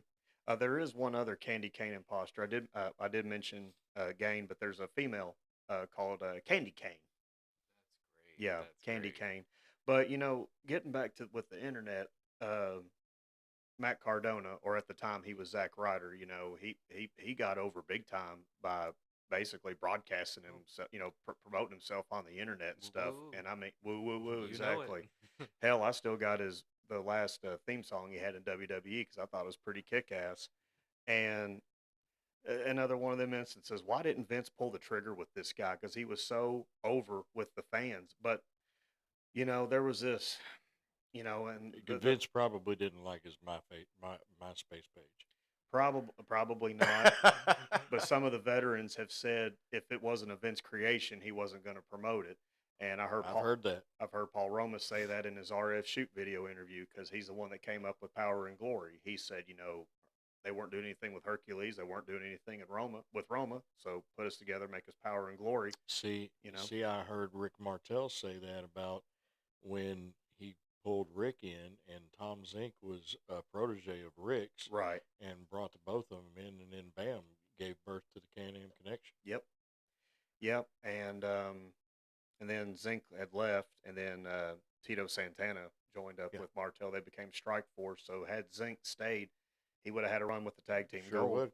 Sure would. And folks, if you haven't seen the Can-Am Connection, if you have Peacock, go to WrestleMania 3. They are the opening match against Cowboy Bob Orton and the Magnificent Morocco. So, and if you don't know who Tito Santana is, we can't be friends. Exactly. Arriba! Exactly. Oh man, Jesse Ventura, listening to him, the flying burrito, right? And then he called him Chico Santana. Chico Santana, it was. One of the things he said about Tito at WrestleMania 6, it was Tito versus the Barbarian, which Barbarian is still dressed in his Powers of Pain, gear and stuff and all that, but he just got his contract bought by Bobby the Brain Heenan, so he's now part of the Heenan family. Well, during the match, you hear Jesse. This is why I say Ventura is my favorite commentator. He said, if Chico would have been smart, he would have sent the Barbarian some of that food of his. That was one tagline that Jesse used notoriously. Mm-hmm. If he'd have been smart, I mean, it's synonymous with Ventura. I love it. Yeah, he said if he would have been smart, he would have sent the Barbarian some of that food of his. 2 minutes into the match, you hear Monsoon saying, "Stop." Barbarian had to get out of the ring early counter. He said, "That's it. That's it." He said, Monsoon, have you ever had any of Chico's enchiladas? He said, Monsoon was like, "Well, Jesse, I like that food, but that food don't like me very much." Right. He said, "You're not normal for a week." Man, Miss Gorilla. But getting back to Zack Ryder, again, Vince could have pulled the trigger with that guy. And, yes, at, God, it was, Mania 32 in the ladder match for the Intercontinental title, Zack Ryder won. And I actually told James, I said, I bet Zack's going to win this. I just got this gut feeling. And sure enough, he wound up winning that match. And I stood up and I either crotch chopped at James or flipped him the bird or something. But then what happens the very next night? He loses the title. I think it was to the Miz, and yeah, they just really did him wrong. But hell, he got away, and and Matt Cardona is the biggest thing on the independent circuit. I mean, he's called the Indie God, little G. So. Oh. Well, I don't know about Magic 8 Balls, but we've got a group chat that way I can communicate with a lot of the trainees, and generally whenever there's a PLE or there's a taping or a Raw is being broadcast, they like to blow the chat up. Yes, I've seen that. Yeah, we do. They like to get on there. They like to blow the chat up. And somebody actually predicted Reigns coming out and spearing. Well, I mean, both of them got speared, right? Or he just focused most of his frustration out on Rollins. Yeah, It was probably Zach. Zach actually predicted every single win at Elimination Chamber. He four did. For 4. He was 4 for 4, and he was just like all of them came true. And after that, I'm listening to you a lot more, Zach. I need some Powerball numbers for this weekend, Zach. God, hellfire. Yeah, do you play the lottery much? Not enough. I rarely ever play it, but sometimes I ain't won yet. yeah, same here. Same here. Well, I tell you what, I'm not going to tell a soul, but I promise you there will be signs. There will be signs. There'll be, like construction crews coming out, building a big, huge coliseum in my backyard. There's going to be 18.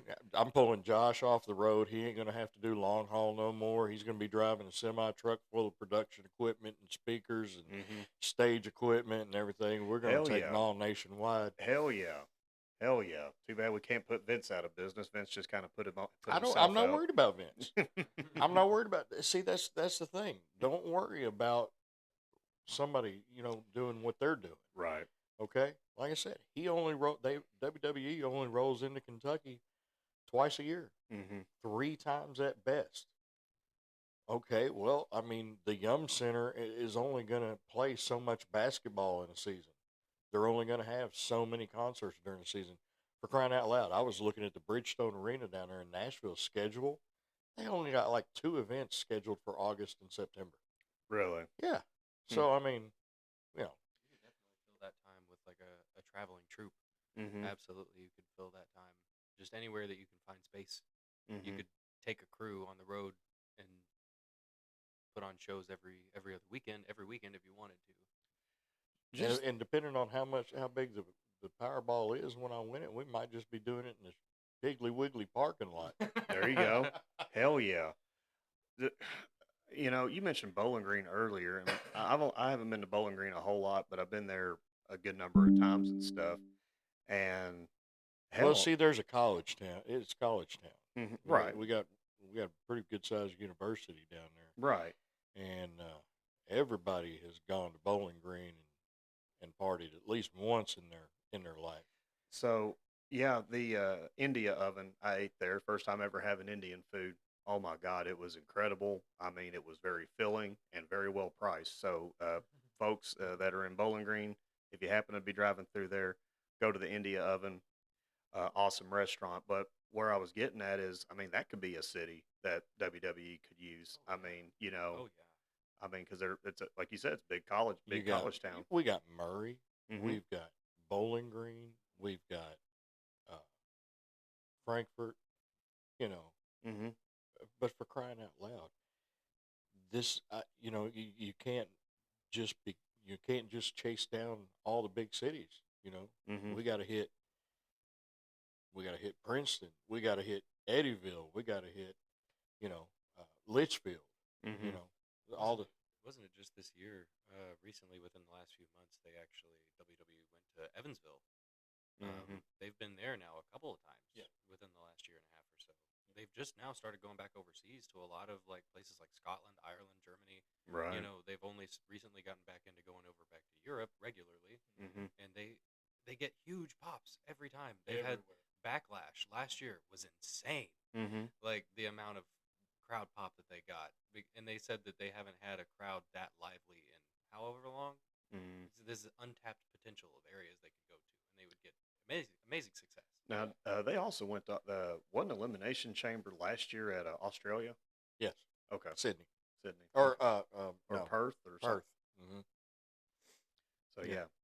Now, the reason I mentioned Bowling Green because it's a pretty good sized city and stuff and all that. And you fans like on this, that like let's hypothetically say us that we live here on the western part of the state, we wouldn't have to drive nearly as far, Right. to go see a WWE show, as opposed to having to drive 3 hours to Louisville or Lexington, or depending on how fast you drive and all that other stuff. But yeah, no, I agree with you. I mean, hell, Murray's a good sized college town as well, and I mean Paducah's a pretty good sized city as well. And I don't know where they really booked the show at in Paducah, but On the river. yeah, they could do Put that it too. right down there on the river. They've got a big old stadium there now too. Mm. They have a pretty big performing arts center. I don't know how big the internal seating would be, how Right. big the arena would be, but they've definitely got the population for it. You remember I told you I started running the roads with Ox Harley, and we're working Right. in the barns down in Muhlenberg County. So the Piggly Wiggly parking lot might Mhm. might be doable. Yeah, yeah. Oh, most definitely. Folks, you'd have to bring your own chair for that one. and your own beer, right?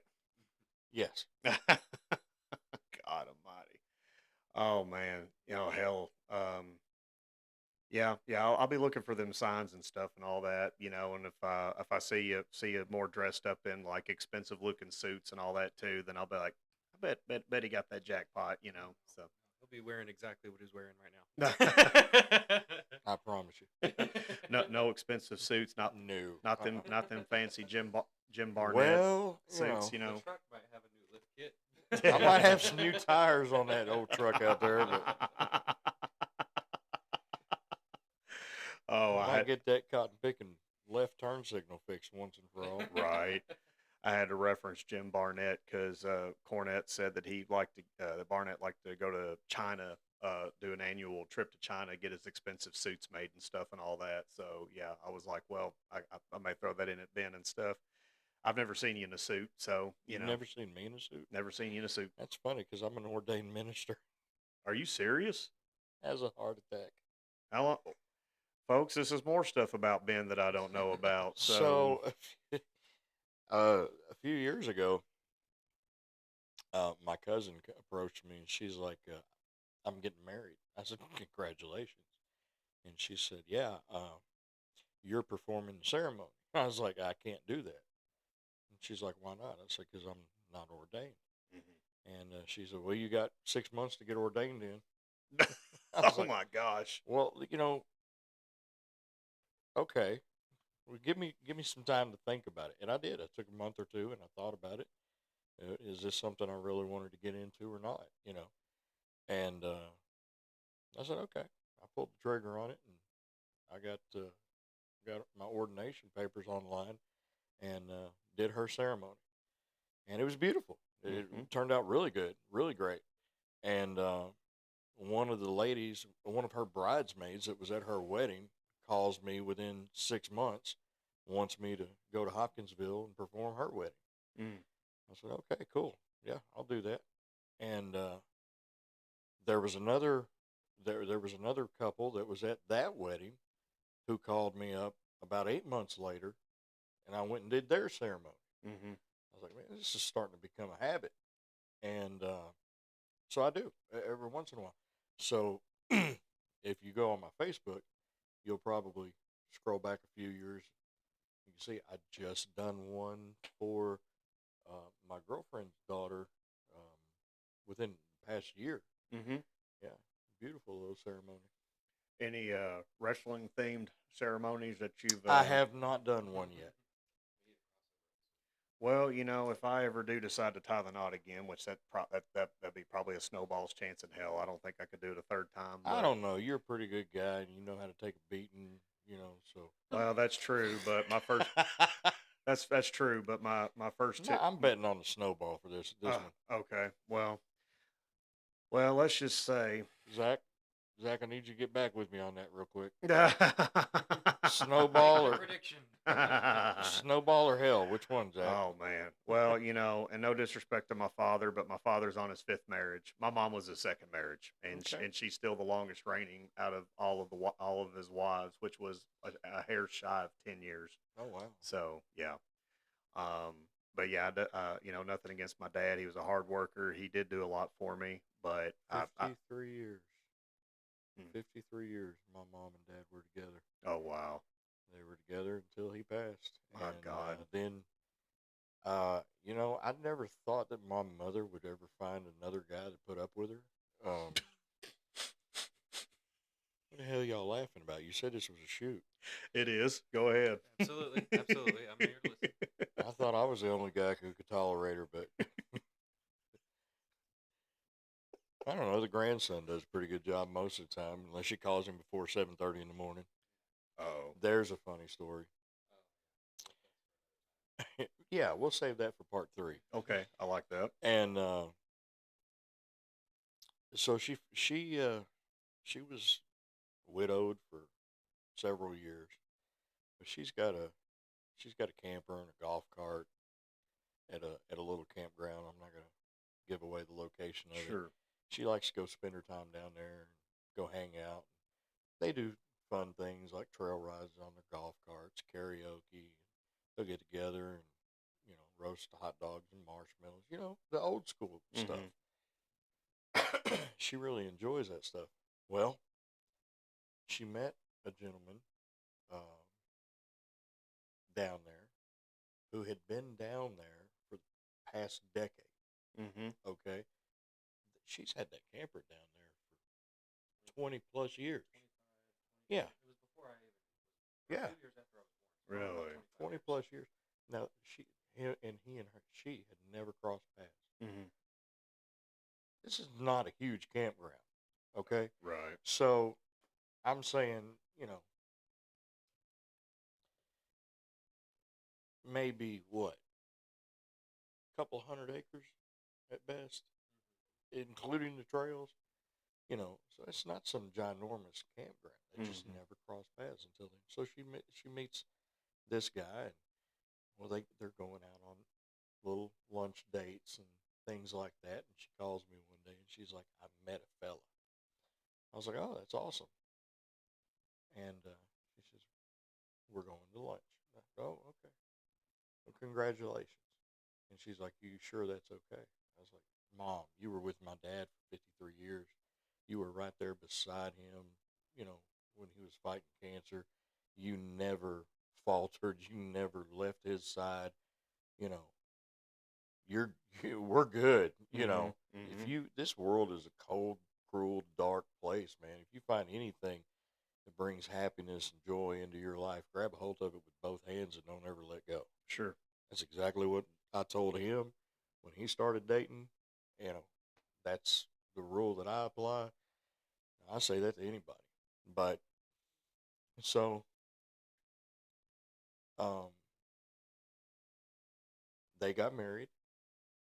No, I didn't perform that ceremony, but they got married, and they uh, she lost her second husband to cancer, Oh wow. and they were great together, Mhm. and sweetest couple. And how in the world did I get on this? Marriages. Mhm. Yeah. So yeah, I guess that's where I was going to wrap that up. So, don't sell yourself short. But if you do find happiness, hold on to it. Yeah. As best you can.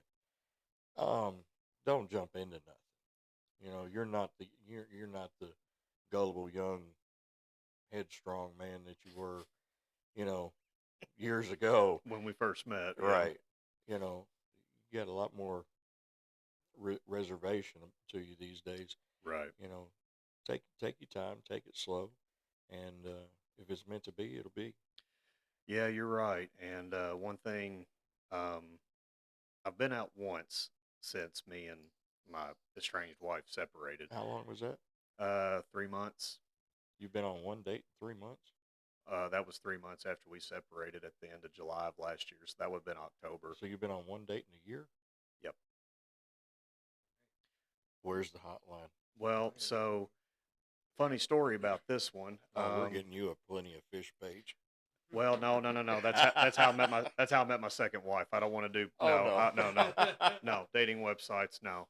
I'm more what you just said. If it's meant to be, it'll happen. So I'm just kind of going with the flow on that. But no, no. This young lady I went on a date with. Me and her actually graduated high school together. I'll leave her nameless, but uh, we hadn't seen each other in 20 years. You know, and so we wound up going on a date, and date went all right, and pretty cool girl and stuff. Very laid back. 2 kids herself. But somehow my soon-to-be ex caught wind of it. I don't know how. Apparently, a friend of hers happened to be in Hopkinsville, and mind you, where Anna's at. It's about 2 hours away in Bardwell. And she's like, "Well, I know you've been out with somebody." It's all over the internet. Well, it might as well been, but she said, "I know you went to an Italian restaurant." I was like, "Okay, so yeah, she knows." 'Cause I thought she was just trying to bluff me into. So ever since then, and I had to cease communication with that young lady because nothing against her, I just didn't want that chaos to come into her life and stuff and all So that. what did your ex care? Um, really, I don't know. I don't know if it was a jealousy thing because she doesn't want the divorce, but for the peace, for the sake of peace, it's better to go this route instead. And plus, I've told you what my oldest daughter thinks of her. She's Right. not a big fan of her, and there's just been a lot of shit that's happened. That'll be a conversation for private time. Private time, Yeah. exactly. But yeah, biggest thing is she's got to pass the Brianna test. Whomever she may She's a be. daddy's girl. Well, Yeah. yeah, she I'll say she is, but I'll also say she's a mom. She's a mama's girl. But yeah, over the last good number of years, she's definitely become a daddy's girl. Yeah. So, but And yeah. the older she gets, she's been more protective. Oh, buddy, I've been protective since she No, was. her. Oh, her. Over you. Oh God, yeah. Yeah. Oh yeah, yeah. She's very protective, and I'm very blessed to have her and my two other little girls. But yeah, I'm gonna be very more selective because I don't want her Absolutely. going through that again and stuff and all that. And but hey, and I'll be perfectly honest with you. I can say this for I've been saying this for the last several months. I'm actually happy being by myself for the last 3 or 4 months. I've been happier being by myself because Absolutely. I've got a lot going on. Because You're living life. I'm living life. Right. I got my podcast You're going. doing what you want to do. Exactly. Doing things that you wanted to do that you weren't allowed to do. Exactly. Watching movies that I've never been able to watch. Watching shows that I wasn't Right. allowed to watch. I can watch TV whenever I want to and stuff. Go commentate or even manage at a wrestling promotion and stuff. Imagine the hell you would have caught walking in with a cracked eyebrow and blood running down your face and a big shiner on your eye. Well, You're going to go back to commentating. You didn't come home all beat up with you was just talking into a mic. I couldn't even watch wrestling when she was still living here. That's it, deal breaker. Couldn't even watch wrestling. She's like, I don't want our daughters exposed to violence, so they don't need to be watching half naked men on there and stuff and all that, having these wrestling matches. And then of course you mentioned about the shiner and the blood and all Right. that. Yeah. Needless to say, the last couple of video chats I've had with the kids, I've made sure I was outside and had sunglasses on so they Good couldn't call. see. Good Yeah, call. yeah. But yeah, man. I've never done hard time, but if it was anything close to it, Oh wow. it was that's what it kind of felt like. That's bad. Yeah. I've had some a couple of bad marriages or bad relationships, but and in all fairness, yeah, probably well, I was deployed for most of the first two of them, but I can understand. I can relate to the pain. Yeah, and I know about your last one and stuff and all that. We won't go into all that. No, we won't. But I'm gonna say this. Just from meeting who you're with now, seems like a sweetheart. Seems like a really good woman. So The funny thing is, we met each other like 12 or 13 years ago, hmm and we knew we knew of each other. Sure. Okay, and um, we had actually we had actually met um, when I was a Dixie Flyer, and that's how we met. And years go by, hmm and I just happened to walk into the store that she worked at, and she was there one night, and very small talk, very basic, very small talk. And a day or two later, I was like, I'm going to go back down there and talk to her. hmm I'm, you know, what do you guys call it these days? Shoot my shot. Shoot your shot. Yeah, Riz. I was going and to, whatever. I was going to spit my best game. There. Not really. I haven't heard spitting game since I Right. was in college, but yeah. Yeah. So I said, I'm going to go down here and talk to this girl. Well, I never could see her. I started going into that store daily. hmm On my way home from work, I'd stop. Never. I mean, a couple of months went by, and I never saw her again. And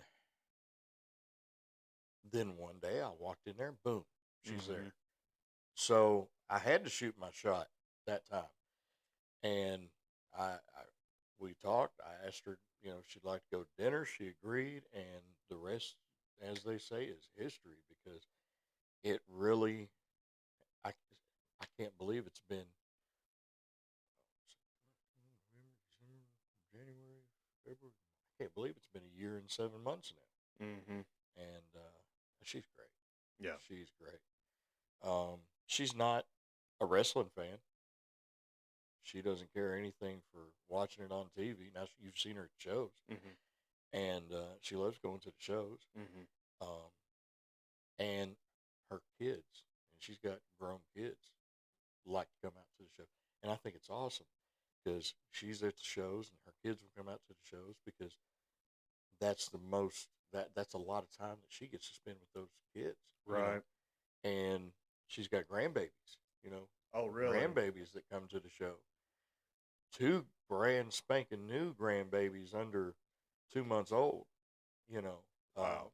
and they were both at the last show, so it's great. So you're a papaw, basically. Yeah, I'm Papa, I'm Papa, and I can video chat with her with the grandson. He's I remember hanging out with him last Easter, and he was struggling to start walking. Mm-hmm. So everybody wants to carry him around and pick him up. Well, not me. Pa Ben's gonna make you walk. I'm gonna make you use them legs. So he was holding on to my fingers, and I've got videos where we're walking back and forth, and I'm letting him walk, because that's the only way he's going to build up his leg strength and his balance. Mm-hmm. He's got to do it. Shoot, boy, within a couple of weeks, he was walking on his own. Within a month, he was running all over the house. His mama was swearing at me. She's like, I can't keep up with him no more. But he's great. He's great. And yeah, she's got two brand new grandbabies under 2 months. Mm. Both girls. Both girls. Oh, Okay. both girls. So I got two princesses and a bum. I call him a bum. He's a bum. He's got no job. He ain't got no money. He's such a hardship on his poor mama. No, he's great. I love him to death. And so we'll video chat and we'll do fist bumps. Yeah. He started doing the fist bumps in person, Mm-hmm. and he'll sit up in the truck seat. Hang on to that steering wheel and vroom vroom on my truck. And I started the truck up for him while he was actually standing there holding the steering wheel. Whoa, blew his mind. And so she was video chatting with him, uh, talking to him, and I come up behind her, and he couldn't see me for her, so I just peeked my head over her shoulder, and his whole facial expression changed, and he looked and he says, "Papa." He won't say Nana. He won't say Nana, but he'll say Papa. He's great. I love him. My youngest one, she's my 1 year old. She'll blow kisses at me and Oh, stuff yeah. when we're video chatting and stuff. And yeah, Kids are those, beautiful. oh, they Kids are. beautiful. That they're They definitely really are. they're a blessing, but they can be Don't holy matter if they're terrors. 2 weeks old or 28 years old. Right. Kids are beautiful. Well, I'll say this, they definitely are a blessing, but they can be holy terrors at the same time as well. So I keep looking at the time and stuff. We're still good on time. I just don't want this episode to get cut off like it happened last week, but we still got at least a good little 10 less than a minutes. half hour, little less than a half hour. So, God Almighty, anytime I do one of these episodes with somebody, other than just being solo, just time just flies by. Oh, yeah. Like that Yeah. that one I had with Derek I'm sorry, Justin Style a couple weeks ago. I mean, he only had like an hour or so, and it just flew by. I Yeah. mean, it was like it was 20 seconds. So, um, So let's. I'm going to take over the ship's wheel here for a minute. mhm. So you were ringing. You were announcing, and that was your first uh, assignment with NAW. Mhm. Okay. And what made you want to get out from behind the safe table and get closer into the action?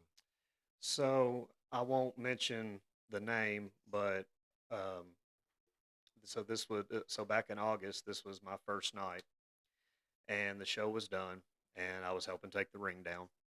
I was told I didn't have to, but I had been asked if I had my license, and I said no, I'm not licensed. Um, so then I talked with Derek, because he wasn't at Clark anymore with us, which that's a whole other episode. But um, he had said that if you wanted to, if you were interested in managing, you know, you'd have to at least get, yeah, you got to get your license. So okay. Um, I don't know. I got bit by the bug. I actually got bit by the bug the first two shows that I was in attendance as a fan. That bug has got some very long, sharp, venomous fangs. Absolutely. And you know, and I he had actually pitched the idea of putting me with somebody, you know, as a mouthpiece, because one of the managers was probably going to be winding down here soon. And you have the gift for gab. Well, I appreciate that. You're welcome. But when we first met, you probably wouldn't have thought that because I was pretty quiet around you, but I'm quiet around most people that I don't really know. So, but you know, once I get comfortable with you, then we're good after that. So let's see, September had rolled around, and someone had asked, uh, like I said, I'll leave him nameless. He's like, "Man, when are you going to get licensed so I can lay some chops in on you?" Oh yeah. And I said, "Well, I said I'm still not licensed yet, but I'm may look into it." Well, October came around, and I didn't realize that there was a 4-page form for this physical that you had to take with the Kentucky State Athletic Commission. So I just made an appointment with the local Fast Pace over in Princeton. Now, mind you, the bone spurs are still really kicking my butt at this time in my low back. So I'm having to wear a compression brace at that point almost every day just to give me some relief. So, but I did go, I got a physical done at Fast Pace, which was like a 1-page form. So I take a picture of it. I send it to the Kentucky State Athletic Commission, and I send my $40 application fee. I Mm-hmm. know it used to be like 25 at the time, and they emailed me back saying, "Well, sorry, um, you know, you'll have to use this form. Here's the link to this form and stuff and all that." Well, I didn't have this laptop at the time, and Derek wound up printing one off for me. Either that or he had some extras in his car or something like that. So he wound up getting me the form. And they had also told me that you can't just have any practitioner do it. It's got to be an MD or a DO. Right. And which I didn't know that at the time. And I thought, well, that's kind of a spit in the face to these practitioners and stuff. I mean, they're doing basically the same things that doctors are doing, but Right. okay, you know, whatever. But I get it. You know, I understand that. I mean, Welcome to the great Commonwealth. yes, yes, sir. Sometimes I call it common crap, but that's just once every blue moon I say that. But Mm-hmm. so November rolls around, and my doctor is the local doctor here in Eddyville, but he's also everybody else's local doctor. So, and he's booked all the time. And so I made an appointment, which is very rare, but I made a very early Thursday afternoon appointment, even though usually I'm sleeping to get a little bit of sleep before I go to work. I roll in there, and the parking lot's packed, which is a small parking lot, so I'm not really thinking much of it. But then I walk inside the waiting room. Everybody and their mom was there that day. And come to think of it, this was actually the Thursday right after Election Day. And I'm sitting in that waiting room.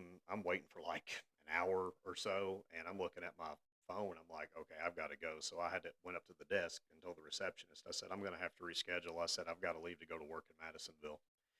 And so she rescheduled me for that following Tuesday, which would have worked better for me, whether it's packed in there or not, because I'm off work. I'm not on a, you know, Right. tight leash with the schedule and stuff.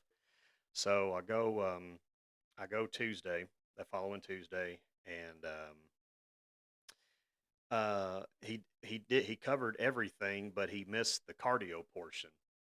You have That's the most important part. Exactly. You got it. Yes. Yes. Those of you that are wanting to get into the business, I'm going to quote Jim Ross from the second season of Tough Enough. You can't look like you can't look like someone that just had a litter of puppies and then decide that you want to be a professional wrestler. You Mm. know, you got to have cardio. But anyways, so that was not filled out, and I had taken I was like, well, damn it. I was like, they're gonna spot this when I send this in. But I went ahead and took a picture of all the pages, sent them to the athletic commission. Well, Mr. McGregor, the cardio portion has to be filled out, Yeah. then send it back. I said, okay. So Rescheduled again. I went in like early on a Friday morning, like at 10 o'clock or so, and thankfully nobody was there. We knocked that portion out in like 10 minutes, and then I was out. They didn't even charge me for the visit. So So moving from announcer to manager, hmm you had to endure the entire combat sports physical like you hmm were a wrestler. yes, sir. Interesting. Yep, yep, absolutely.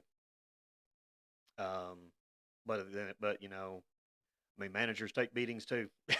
It's obvious. It's obvious. It's written all over your face. Oh, Ben, thank you for bringing that up again. Yeah, That's what I'm here for. I yeah. almost forgot. It's not ballet. It is a contact sport. So, See, if you were smart,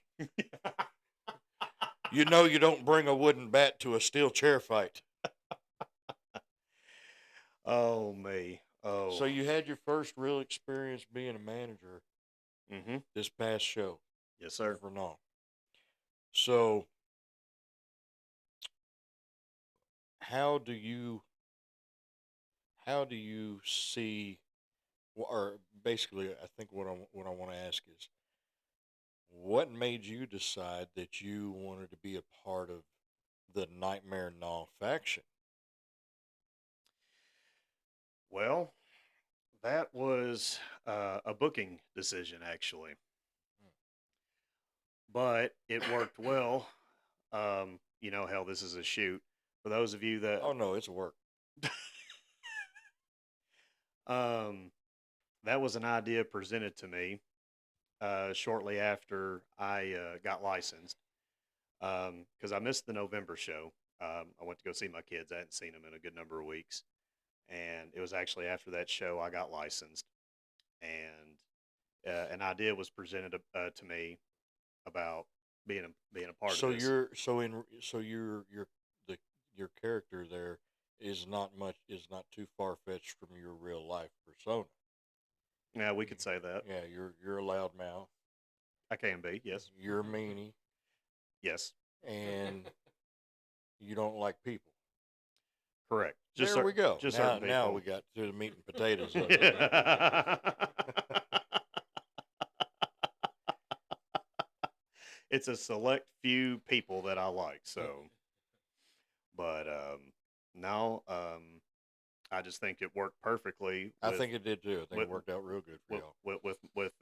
with This the is with the storylines that were already in place, and then you have a loudmouth commentator knocking the top baby face of the promotion and stuff, and getting cussed at by fans, well, you and deserve that. uh, You're not supposed to do that. apparently one of those fans. You've been watching wrestling all these years, Yep. talking about wrestlers I can't even think of. You and my son went on a total geek out on NJP, and I was just left over here in the dark, and you didn't realize that you're not supposed to talk smack or downgrade or interfere with the top babyface in the organization. You get heat for that, bro. Yeah, but Jesse Ventura did that so well. Like I said, that's my favorite But you never commentator. saw Jesse Ventura get hit in the face with a ball bat. Hell no, I didn't. That's for damn sure. Oh man. So But here's the shoot of it though, folks. mm, The there is a talented locker room at Gnaw Wrestling, and there is a brain behind the scenes that is really really worth his weight in absolute 99.9999.9% pure gold. And if you don't make it out to a Gnaw event, you are truly missing out. mhm. There's diehard fans that are there that don't ever miss a match, and I don't know if you know this or not. We had brand new fans had never been to a wrestling event, Mm, big production or independent production, really? that came to their very first wrestling event last weekend. They had a blast. They enjoyed it. Said they had a great time, and they're planning on coming back in April. Awesome.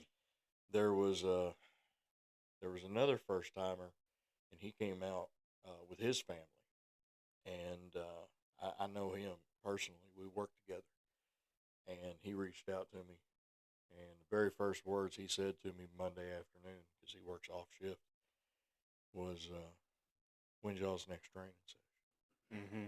He wants to come train, Oh wow. and I told him, I said, "Well, I'm going to be honest with you, because this is rough. Mm-hmm. It's tough. It's hard on the body. It's hard on the mind, and when you get far enough advanced along in your training, you start building your gimmick. It's going to be hard on the freaking bank account." Mm-hmm. Yeah. Yeah, You're and right. I told him, I said, "You really need to, you know, before you make a rash decision, come out to a training session.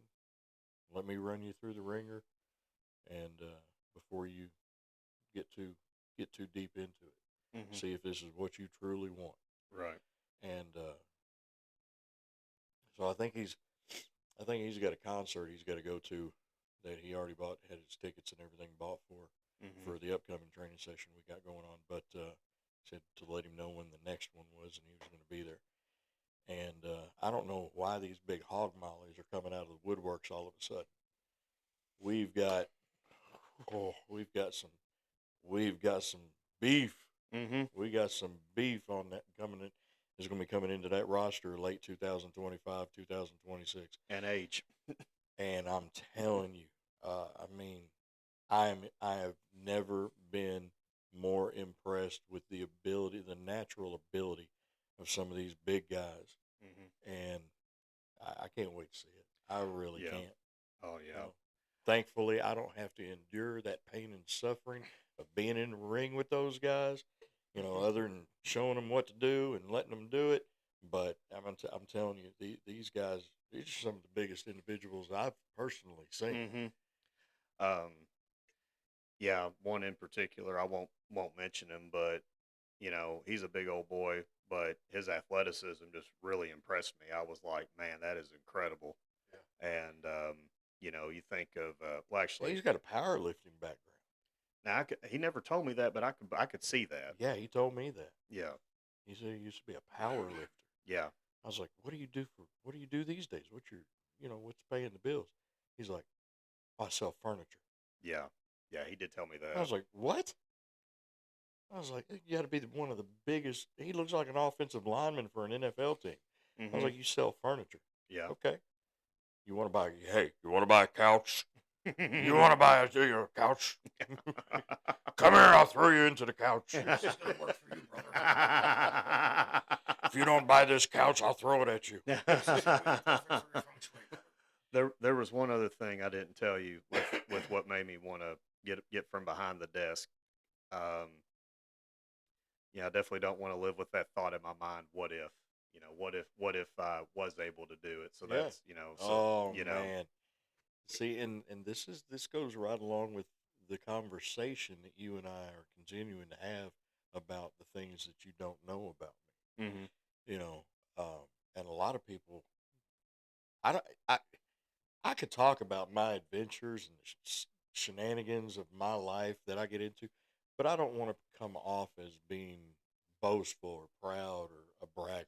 Sure. You know, um, because I've met guys, I've sat down and I've had coffee with guys who have never traveled any further north than Evansville and no further south than Clarksville. Sure. They've never been to Paducah. They've never been to Bowling Green. They live right here in their county, and they're perfectly content in doing so. And more power to you. You know, unfortunately or fortunately, I had the opportunity to become internationally traveled at a young age. Mm-hmm. You know, I was 6 hours north of International Falls border fishing in Red Lake, Ontario, Canada, before I got my driver's license. Oh wow. You know, I saw my very first moose in its natural habitat. You know, and a bald eagle, my very first bald eagle, flying across the lake, coming down, snatching one of them fish out of the lake and taking off with it. Mm-hmm. It's beautiful and Mm-hmm. beautiful country up there. Um, I've been to Mexico several times. When I was in Southern California, I went to Tijuana. When I lived in Texas, we cross the border. We go down there to Reynoso, and I've been to Ireland, Iceland. I've been to Germany twice. Every Ashkrakistan, out there in the Middle East, Doha, Qatar, uh, United Arab Emirates. Uh, geez, there it's a pretty long and distinctive list, Mhm. and I've had opportunities. Mhm. Uncle Sam said, "Here, where you want to go?" Yeah. And I went, and I've done things, and I never shied away from an opportunity. Hey, you want to go skydiving? Yeah, I've never jumped out of a perfectly good airplane before. Let's do that. Well, hey, you want to go parasailing? Yeah, let's do that over alligator infested waters. Mhm. Perfect. You know, funny story.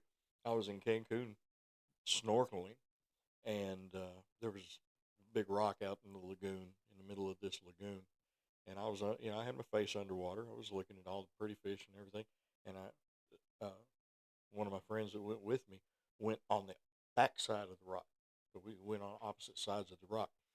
And I encountered a fish that was probably 2 feet uh, dorsal fin to belly. And when it turned sideways, it was every bit of 4 feet long. Mhm. You know, pretty good sized fish. Mhm. And it went behind the rock because I guess it got scared that I was coming toward it. It went behind the rock toward my buddy, and I could hear them yell through their snorkel, and they took off. They were back on the beach before I could get out of the lagoon. Oh, that's funny. And the bull ride. Mhm. Um, there's been opportunities that have presented themselves that you you don't let pass you by. Right. Because I don't want to be that old man sitting on my rocking chair on my front porch, you know, uh, that can't get up and walk to the house without having his great grandkids or grandkids help him, you know, walk through the door, thinking, well, if only I'd have done this, or I wish I'd have done that, or I wish I'd have taken advantage of the opportunities that I had that presented themselves in front of me. No, that's not me, man. Mhm. And I pray that that's never me. Right. You know, my life has been an adventure. It's Um. it's been a solid adventure. Um, Anybody who's been on a road trip with me knows fully good and well that life is an adventure. I'll teach you that in Mhm. just a few hundred miles. And you got to seize those opportunities. And like you said, you don't want to look back on your life and say, "Well, what if?" Mhm. You know, if ifs and buts was candies and nuts, we'd all have a Merry Christmas. Exactly.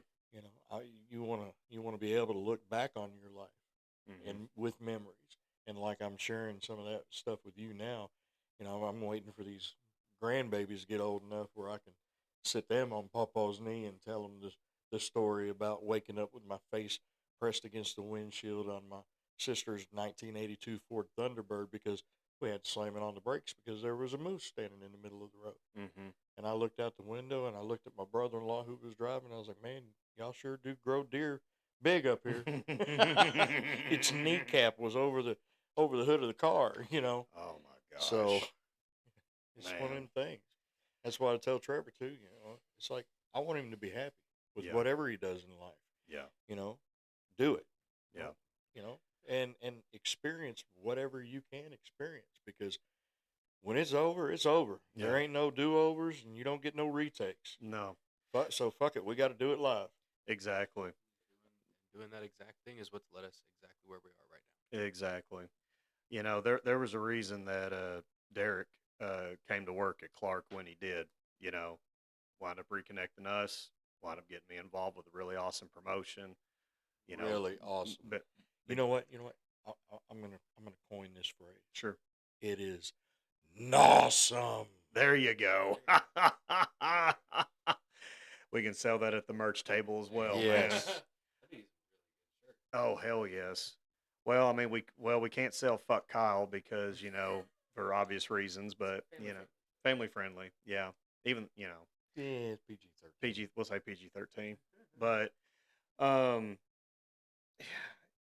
God, I just went blank. That's the joys of getting older and stuff. But Shooting from the hip. yeah, and shooting from the hip. Because we ain't got nothing scripted here, folks. Hell no, folks. Y'all hear me say a lot. That's because I don't write down a format. We just shoot from the hip, and that's what makes these conversations more interesting and stuff. To be honest with you, and I'm So not. you got busted in the face. Mm-hmm. How do you respond to that? Take it like a man. Um, So you got something up your sleeve though for him.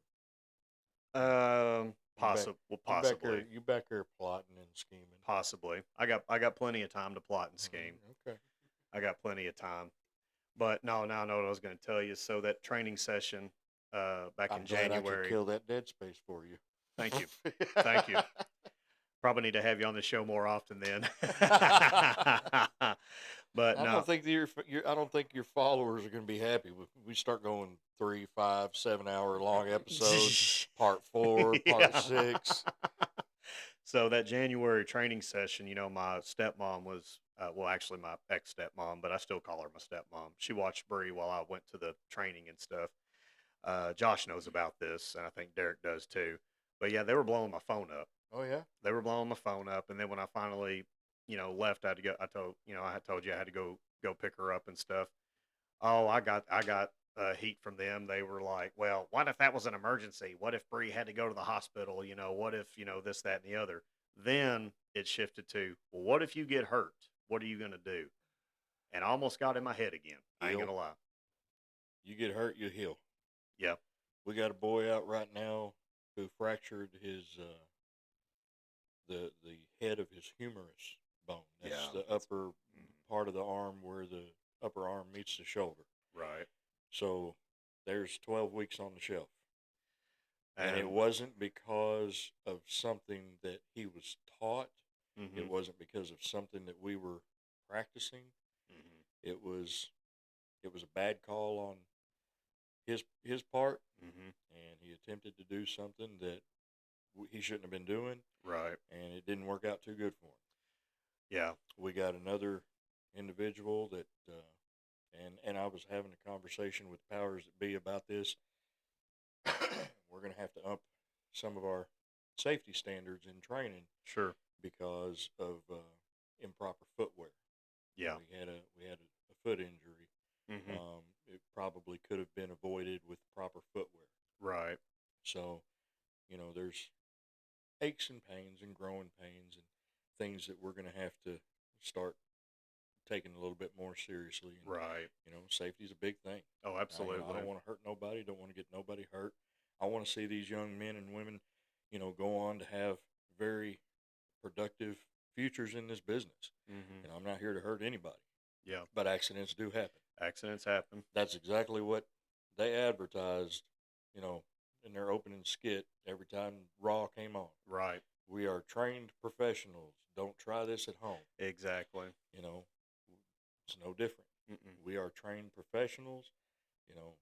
Some of us been doing this for going on 26 years now. Mm. Some of us have only been doing this since October, Mhm. a little bit longer, but none of us really can predict that future. None of us have that crystal ball.